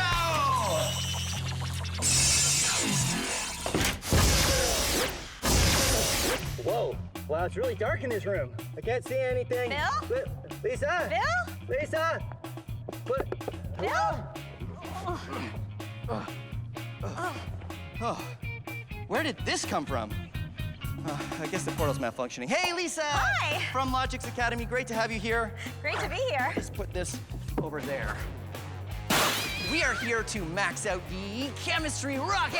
Ooh, what is that? It's just a small plastic container. But when we put an antacid tablet in there and some water, we get a chemical reaction. we get a chemical reaction. And so that's what creates the pressure. And then that pops the lid off and we get a little rocket. Kaboom! But now we're going to max it out. Get a bigger container and more. Wait. What? How about if we launch a whole bunch of them? Ooh, so we just get a lot of the small one and we launch them all at the same time. Exactly. Okay, great. So we just need a whole bunch of these and a whole bunch of. And a whole bunch of science antacid. Yeah, well, that's okay. I get them both in bulk. Come on, let's go put it together.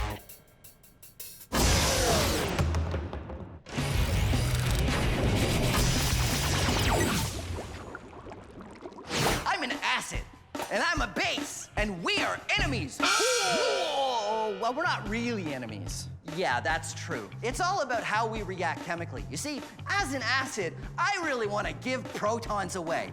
Protons? Who needs your protons? Get your protons here. Protons, I got more than I want. I don't need them anymore. And bases, we need protons. We'll do anything to get them. Protons, you can protons away. I'll take some protons. You think that when you get these two together, you'd have some pretty great chemistry. But the truth is, when they're together, they often don't react. Whoa. That is until water gets involved. Once you have water, acids and bases react. Whoa. Here, take some protons. All your bases belong to us. Here you go. Take some protons. I don't need more. I want more. I want more protons. Here. Water is a solvent, allowing the chemical reactions to take place. Depending on the strength of the acids and bases, that reaction can be mild. Would you like a proton? Oh, no, really. I could. Please take it. Oh, well, thank you. That's very generous. Have another. No, perhaps, maybe I will. Here's one. Okay, maybe just one. But if the acids and bases are strong, the chemical reaction can be really extreme. This is what's going on in the antacid tablet, and why, without water, nothing happens. Oh, water! Water! Come on! What'd you do? What?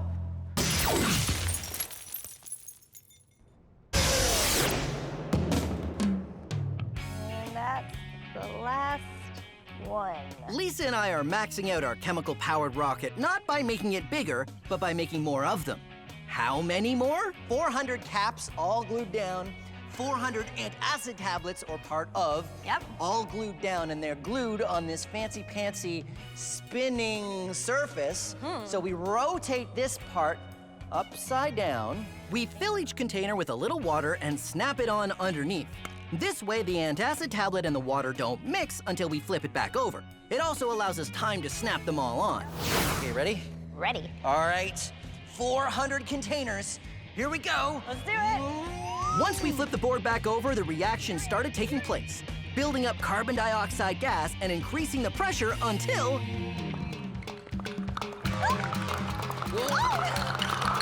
What do you think? Oh, yeah. Oh, yeah.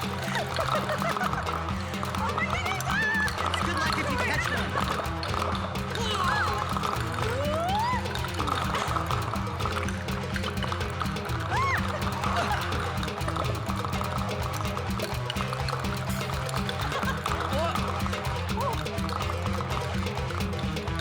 Wow, that one was really high. Oh! Awesome! That totally was great. Wow. Okay, so high fives on that. Yep. That worked spectacularly. That was awesome. So we've done this. Let's go bigger. Let's go bigger. Bigger. Okay. So let's go and we'll clean this up afterwards. Yeah, okay. let's do it. Okay, let it go. Whoa. Whoa.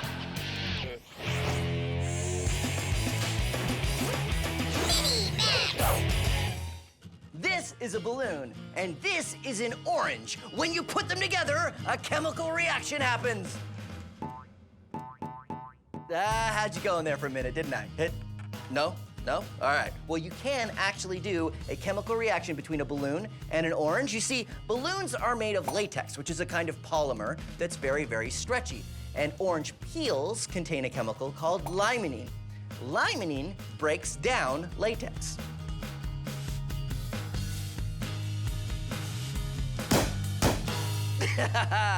So, we have 3 questions. The first is, why does this happen? Well, like I said, it's all chemistry. You see, balloons are made of polymers, chains of molecules held together by chemical bonds. A limonene molecule attacks those bonds. Nom nom nom, nom nom nom, nom nom nom, delicious. And breaks it. That separates the polymers, and that pops the balloon. But remember, it only works with natural latex. So make sure you're using natural latex balloons. Second question, why do they call it limonene when it's in orange peels? I mean, yes, it's in lime peels and lemon peels, but the chemical itself smells like oranges. They should call it orangenine or citrus fruitinide or... Anyway, third question, should we max it out?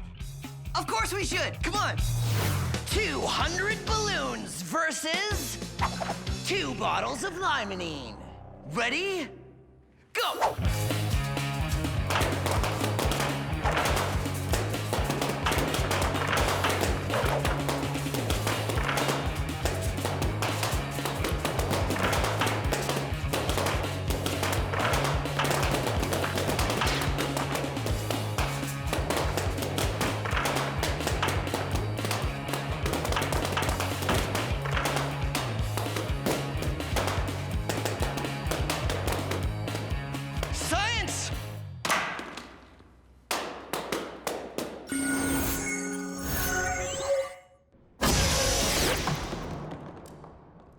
Our first attempt to max out our chemical rocket was 400 plastic containers. Oh, yeah. That worked well, but now it's time to make the container larger. Whoa! Giant maxed out chemistry rocket canister. I have a big plastic container with a groovy lid that sits there on airtight, which is great. And I have a giant jar of antacid. How many? It was like 60 antacid tablets or something? At least. This works exactly the same as our smaller containers. We dump the antacid in, seal the lid airtight, then flip it over. And now would be a good time to mention not to try this at home. Okay. Oh, it's not gonna take long.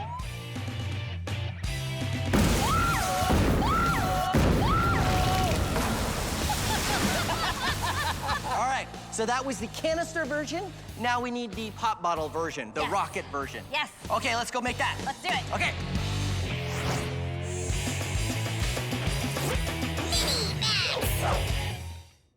This is a light stick.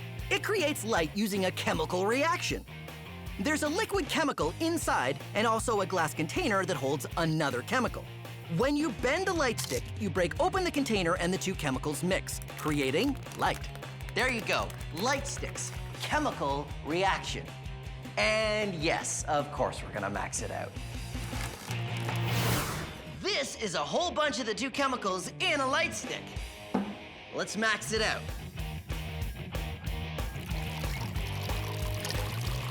So how does a chemical reaction produce light?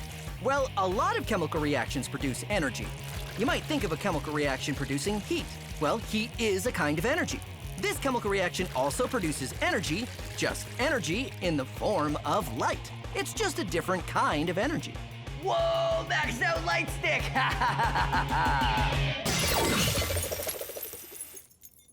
And now for a Science Max quiz. Chemical change or not? What's a chemical change? Well, let's demonstrate. Look at this. It's a happy little molecule of iron. And here's another molecule of oxygen. If they were to have a chemical change, they would react and form different molecules. Look, it's a molecule of rust. Rust is a different chemical than either iron or oxygen. It's a chemical change. Now, if these molecules mixed and did not change, then it's not a chemical change, it's a physical change. Sometimes it's hard to tell if it's a chemical change just by looking, but asking what kind of change it is leads to good science. So let's look at some examples. Vinegar and baking soda. Is it a chemical change? Yes.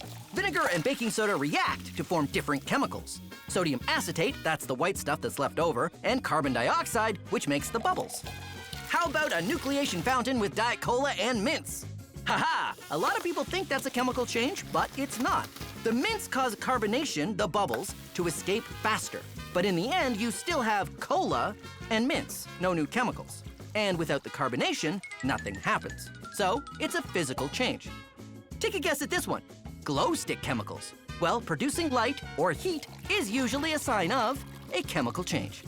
How about mixing sugar and water to make a sugar pop? That's a physical change. You start with sugar and water, you mix them, and when you have a sugar pop, what chemicals are you left with? Well, sugar and water. So, no chemical change. It can be hard to tell sometimes, but whenever two things mix, think to yourself if it's a chemical change or a physical change. And now you know it's either one or the other. And that's the first step to good science. Thanks for playing our Science Max quiz.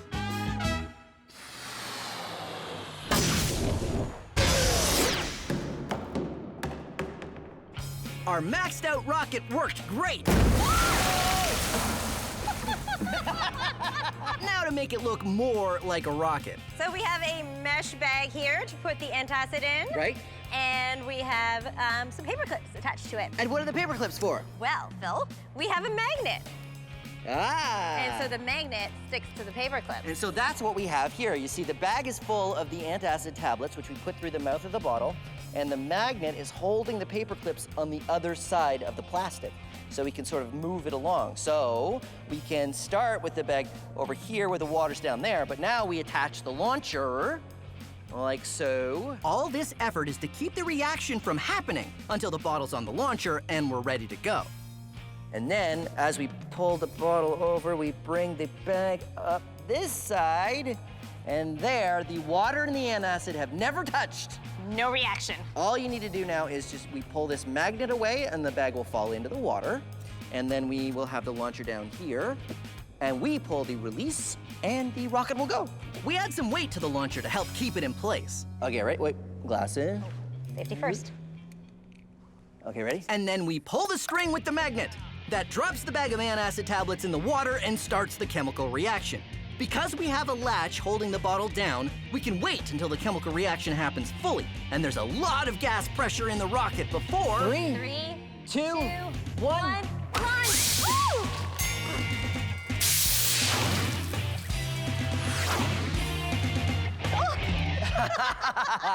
That worked. Yeah, it hit the ceiling. I think we need to do this outside. Yeah, I think we definitely have to do it outside. All right, totally great. Weird. Anyway, I was saying we should put 3 or 4 of... 3, 2, 1, go! There it is. Yeah! We tried it outside and it worked great. The only thing left was to max it out even more. So, larger chamber? Yep, more antacid. More antacid, more air, more water. Absolutely. Bigger rocket. Okay, so you know what? I know how to splice 2 bottles together and we can increase the size of the chamber.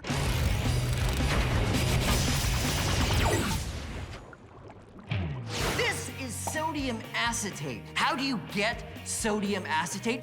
Well, when you do a vinegar and baking soda reaction, what you have left once the reaction is finished is sodium acetate.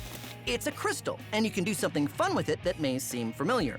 You make a super saturated solution of sodium acetate by heating water and dissolving as much as you can, and then when it cools, you can get the crystals to reform. Now, if you did this with sugar, you could make a sugar pop, which we've done before. If you do it with salt, you could make a salt pop, which is less appealing. And if you do it with sodium acetate, you can do this. Just like with the sugar pop, all it needs is a seed crystal to get the crystals to reform. But unlike sugar, which takes a few days, sodium acetate recrystallizes right before your eyes. Because we heated the water, it allowed more crystals to dissolve in it. Ooh. But then it cooled down afterward. There's more crystals sitting around in this water than there should be at this temperature. They want to turn back into crystals, and all they need is something to start them going. I've colored this one green because, I don't know, science. Maybe it'll look cool. A tiny crystal on the end of the stick is all we need to start the reaction happening. Whoa! Wow. And there you go, sodium acetate. That one wasn't done yet.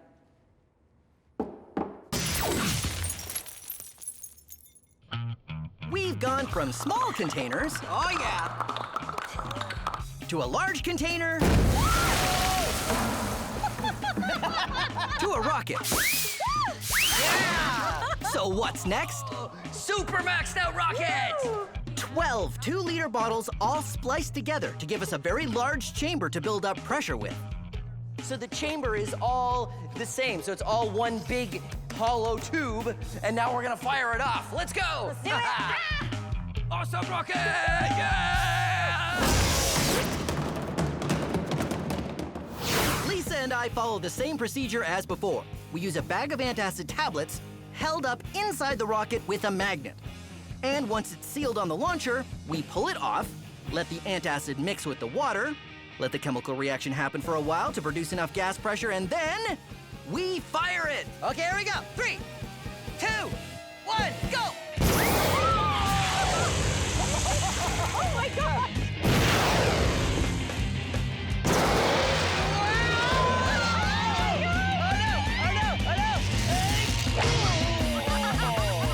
That is the highest I think we've ever shot a rocket on Science Max. That's amazing. Well done. Chemical reaction rocket. Thank you very much for joining us on Science Max Experiments at Large. We should build another rocket because that one is probably broken. That's done. Okay, let's go. Let's do it. All right, so this time I think what we should need to do is... Oh no, it's nothing but garbage cans in there. We gotta turn the portal off. Come on, we gotta get... We're flying again on Science Max. Gliding squirrel. Throwing things, spinning things, tumbling things, and maxing things out just a little too much. Go, go, go! Go, go! Wait! Keeping things up in the air is what's on the runway for this episode of Science Max Experiments at Large. Well, hello there, Science Maximites. Today, we're going to be flying on Science Max Experiments at Large. Take a look at this. It's my paper airplane. Give her a bit of a throw and she flies amazing. Now, take a look at this. This one is lighter than air. It's a helium balloon, and guess what? It flies on its own. See you later. Well, just hold on a second there, friend. What's this whatchamacallit called? I'll tell you. It's called a hoop glider. Give it a toss and she flies really well. But today we're flying in a whole new way, Science Maximites. I know it sounds like we've covered all the bases for flying, but we haven't. Come on, follow me. Oh, didn't actually realize how much these goggles would fog up. Where was I? Oh, right, we're flying today on Science Max. Come on. Today, we're going to be building a tumblewing. That's a kind of paper airplane that flies on a cushion of air. This is a big mouth tumblewing. It doesn't look like much because, well, it's not. It's just 2 strips of paper taped at either end. But what you do is you throw it in the air and you walk along behind it with a hard surface like this, and that little scoop of air keeps it flying. And here's how you can make a tumblewing of your own. But first, a word about paper. Did you know that paper comes in different weights? The kind of paper you get from the printer is actually pretty heavy. The ideal paper to use for tumblewing making is from a phone book. You may not have a phone book at home. They're kind of rare right now, but its paper is very, very thin and the perfect for tumblewing flying. Now, if you don't have a phone book around, you can use newspaper. It works almost as well. What you do is you cut out some strips of paper, and you just need 2, and you put them on top of each other, and then you offset them, which means you take the top one and you slide it over till there's about maybe a centimeter, 2 centimeters, something like that. And then you take your handy dandy science tape, which is the same as regular tape, except you use this tape only for science, and you tape the edges very carefully like that, and flip it over to the other side. Make a little tape on this side, just like that, and there you go. You have a big mouth tumblewing. Now you also want to tweak it just like you do with a paper airplane. You want to curl the paper a little bit, curl this side a little bit, and let's see how it flies. You'll know you have it right when it doesn't go to the left or right, but just opens up and tumbles straight down. Ah, not too bad. That one curved a little bit, so I'll have to tweak it a little more. Now, the other thing you're gonna need is a nice hard surface. The kind of signs that you get when there's an election are perfect. I happen to have a few of these sitting around, and they are made of something called corrugated plastic. They're very light, but they're also very hard. So you can use this, but you can also use cardboard if you don't have any of these around. So what you wanna do is get your tumblewing and your hard surface and flip it in the air, get it flying very nicely, and then walk behind it with your board, and a scoop of air will be behind it, and it will fly. But it may look easy when I do it, but that's because I've been practicing quite a bit. So here are some tips for tumblewing flying. Tumblewing flying tips. When flying your tumblewing, you want to be indoors, away from any wind or other kinds of moving air. A long hallway or a big room is best so you don't run out of space. The angle you hold your board is important. Too much tilt or too little and it won't work. Keeping your tumblewing in the air is mostly about the speed that you walk. Too fast and the tumblewing will go over the top. Too slow and it'll fall. Finally, practice, practice, practice. Happy tumblewing flying! Now I just need an expert to help me. Okay, let's see here. Lisa from Logis Academy. She'd be perfect. Okay. And, oh wait, I need a lab coat. Oh, and Lisa needs a lab coat. There we go, Lisa's lab coat. Good, my lab coat. All right, my turn. Oh, my lab coat changed color again. I'll fix it later. Lisa's gonna be here any minute. Oh! Hey! That was so fun! Oh, did you like the portal? I loved it! Hi, Lisa from Logix Academy, I'm glad you're here. Your lab coat changed color as well, though. It's supposed to be yellow. I think we had a glitch. I kind of like it though, blue. No, but we gotta do yellow. Yellow is the Science Max lab coat color. Okay. So, we are here to talk about the tumble wing. I've got my big mouth tumble wing here. I have Got mine yours? too, yeah. Now, what are we wanna max it out, obviously. What else can we do? Well, actually, there's a lot of different designs that we could try. This is a big mouth tumble wing. There's also tumble wings that are just a straight sort of single wing. Oh. And then there's some that are like an actual airplane or a glider. Ooh, and we can max them all out. Of course. All right, let's get started. Let's do it. And we'll get the yellow lab coats. And I really like the blue. We gotta get the yellow on. There, now we've got our yellow lab coats. I've got my big mouth tumble wing, and I got my board to push the air. Oh, look at that! I voted for you. You did? I did. Oh, you were the one. Okay, so let's talk about the science going on behind this air surfer. Okay, so just like in an ocean, if you were surfing in an ocean, you'd be surfing on a wave of water.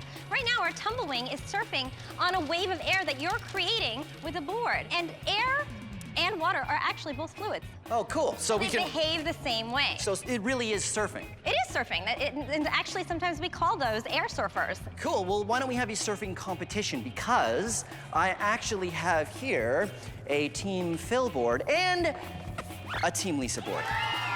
Okay, so what do you want to have a race? Yeah, absolutely. Okay, you want to take this one? This one flies really well. Definitely. I'll make a new one. Okay. Welcome to the Air Surfing World Finals, almost live from Science Max headquarters. I'm Jim and I'm joined by Chuck. Today it's Team Phil versus Team Lisa. Team Lisa has a lot of heart, Jim. But Team Phil is on his home turf. Let's see how they do. Round one is, of course, the tumble wing race. And a great day for air surfing. The teams are ready, and there they go. Ooh, Team Lisa looks like she had some trouble starting. Team Phil has already pulled ahead, but Team Lisa is off the marks now. I think that beginning fumble might have cost her. Let's see. Team Phil with a commanding lead, but Team Lisa's catching up. Oh, Team Phil loses his tumble wing at the last minute. A great dodge and a pass by Team Lisa. Can she hold it? And no! Taking 10 steps back is the rule when you drop your tumble wing, Jim. It's anybody's game. Looks like Team Lisa fumbles her start. Phil pulls ahead. Can he be caught? Almost at the finish. Yes. Team Phil with the win. What an upset. All right, you had a lot of practice with that one. Yeah, okay, so you got another design? Yeah, let's try the single wing New one. design. Okay. So at the end of the first round, we have Team Phil with 1 point, Team Lisa with 0. But now we go to the second round where the design changes. We're now looking at a single wing design. It still tumbles like the big mouth tumble wing, but made from a single wing. Does that make them harder or easier to fly, Chuck? A bit harder. They're faster and more maneuverable. If you wanted to, you could research tumblewing, and you would be able to find this design. And this is what these show you where to fold it. Yes.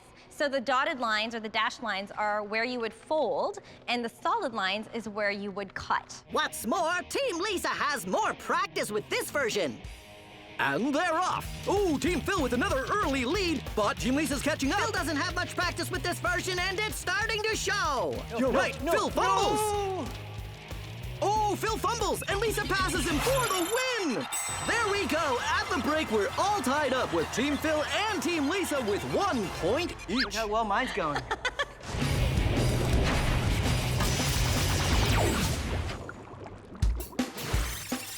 This is an ornithopter. It's a machine that flies by flapping its wings. When people were still trying to figure out how to get something to fly, they thought, copy a bird. A bird flaps its wings, and it flies, just like this. So, why don't we have airplanes that fly by flapping their wings? It turns out that flapping wings is actually complicated mechanically. First of all, you have to tilt the wing when you go up so it doesn't take as much air, and then turn it so you push more air on the downstroke. So flying like this would be kind of hard for an airplane and really hard to do on a large scale. So humans came up with this, a propeller. Our propeller catches the air, and if you spin it fast enough, it gives you lift.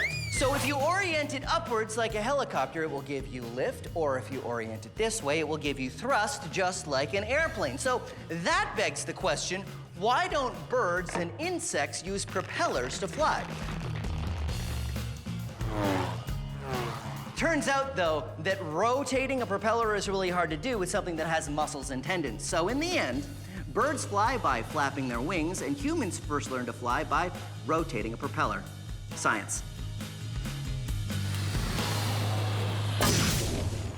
Lisa and I are air surfing. We've tried 2 different versions of tumble wings, but now Lisa has a new design, one that doesn't spin as it flies. Okay, so what do you have now? Oh, check this out, Phil. This is a mosquito glider. All right, so it's like a paper airplane. Yeah, but it's not made of paper. It's made of a light foam. Ooh. The mosquito gliders work the same way as the tumble wings, but because they're much larger, they're much harder to control. I got it. Oh, no, no, no, no. Oh, almost into the stuff. Not bad though, right? You got it. This is very tiring. This is really hard. It takes a lot of flying time to master. We got the hang of it, but we quickly learned that you have to run a lot faster with the gliders. And we were soon out of breath. Whoa, sorry. You gotta be in good shape for this. Turns out a bigger glider is much harder to fly. So, Ultra maxed out mosquito glider. we made it even bigger. Why? Well, because it's Science Max. Bigger board. We needed a much larger board and tried first with 2 people. Ready? Going. Oh. And then with 1. And the most we were able to get it to fly was not a lot. Our conclusion? Large airplanes just don't fly very well. Well, homemade ones. But we can try something else. Okay, Let's try something else. let's try something else. Today only, I got a super special on anything that can fly. Go on, pick something out. Oh, you had the paper airplane. Oh, good choice. Good choice. But guess what? Paper airplanes don't fly. Full price. Yeah, I know, but before you start arguing with me, you need to know the difference between flying and gliding. A paper airplane does not fly, it glides. You need constant thrust in order to fly. If you do not have constant thrust, then you glide. Take this bird. This bird can fly because it flaps its wings. It has constant thrust. On sale. But this airplane cannot fly. You give it some initial thrust when you throw it, but after that, it can only glide. Full price. But look at this. It's an airplane powered by a propeller on an elastic. Now we're talking constant thrust. It can fly. On sale. But it can get confusing. I mean, look at this flying fish. Nope. Flying fish cannot fly. They can only glide. Full price. Look at this. It's a cute little flying squirrel. He climbs a tree, jumps off from a high branch, opens his legs, and there's a little flap of skin there that allows him to sail to another tree. Haha, flying squirrel. No, not flying, no constant thrust. Gliding squirrel. Full price. Okay, tell you what, you came all the way down here, I'll make you a deal. Check this out. Flying fish, now it has a propeller, it has constant thrust. It flies for real. And ditto, squirrel with a jet engine. And now you know the difference. Something that flies has to have constant thrust. Otherwise, you're just gliding. Squirrel away! I forgot to gas him up.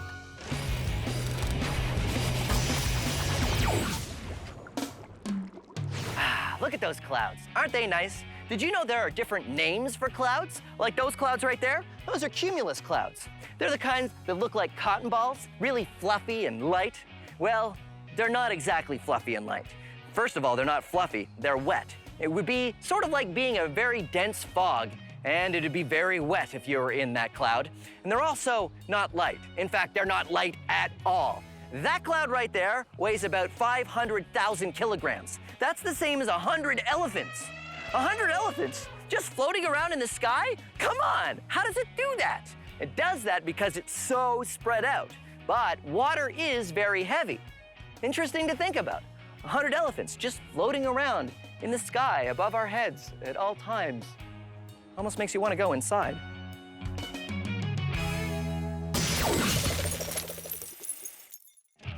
Our air surfing tumblewings worked well, but our mosquito gliders were a bit too maxed out to fly really well. Large airplanes just don't fly very well. Well, homemade ones. But maybe we should try maxing out the tumblewing just to see what happens. So we did! Okay, Lisa, I'm gonna throw it, and then you're gonna push the sign. What? Go! Wait. Oh, did it go? What happened? It didn't. Whoa! It didn't work. We tried it and tried it. And it turns out, yeah, it doesn't fly. Go, go, go, go, go! Go, go, wait. But I mean, this is science, Max, so of course we had to at least try maxing it out. Phil. I don't know if this is working. It's heavy. It's very heavy. Okay, maybe we should go back to a slightly smaller version. Sounds like a plan. Okay. High five? High five.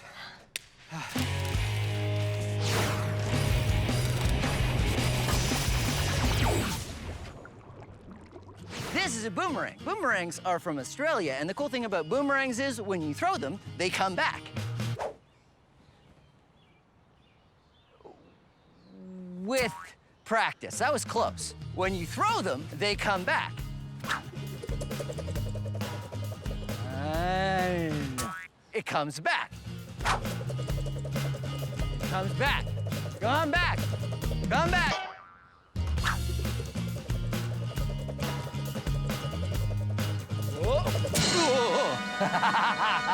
So, why does it come back?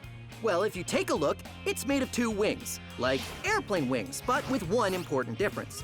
You see, a wing has a shape called an airfoil, and this gives lift. But check it out. The boomerang has one airfoil pointed this way and the other pointed the other way, which means if you spin it in the right direction, each wing will get lift as it rotates. But how does lift make it come back? Well, that's the trick. You see, you throw it sideways. The lift from the wings makes it go in a big circle and come back to you. So when you throw a boomerang, this side starts to go this way and it gets a little bit of lift. Then this side gets a little bit more lift, and then this side gets lift, and each time it gets lift, it starts to turn just slightly. So as the boomerang spins, it describes a nice big arc in the sky and comes right back to you. Ha-ha! And that's how a boomerang works. Thanks, Phil. No problem, Phil. Hey, do you want to get lunch? Yeah, lunch sounds good. Okay, come on. Well, the Science Mech headquarters has a nice cafeteria. We've tried air surfers of all shapes and sizes. And what have we learned? Maxing out an air surfer by making it bigger is really difficult. Very difficult, yeah. So what we've decided to do is go back to our original big mouth tumble wing and instead do it on a maxed out obstacle course! Tumbling surfing round 3, the maxed out obstacle course. Let's take a look at the obstacles. The tree slalom, the podium ramp, the hanging hoop, ring walk, wall of boxes, ladder tunnel, side hoop, ball promenade, and the barrel run. So here's how we play. I go through and then you follow me. And if you make it through an obstacle and your tumblewing's still in the air, you get a point. And at the end, we count how many points we have and we see who won. And it looks like they're ready to start. Here we go!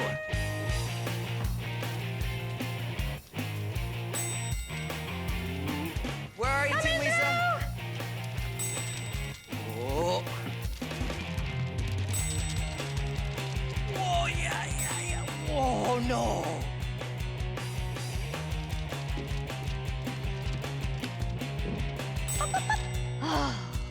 Okay, what do I do with the boxes? What do I do with the boxes? Going through the boxes!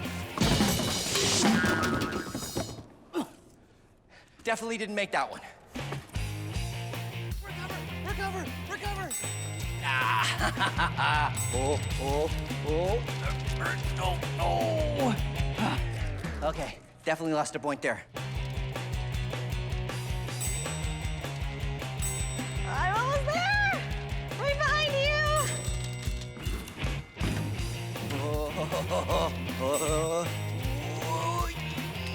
Yeah!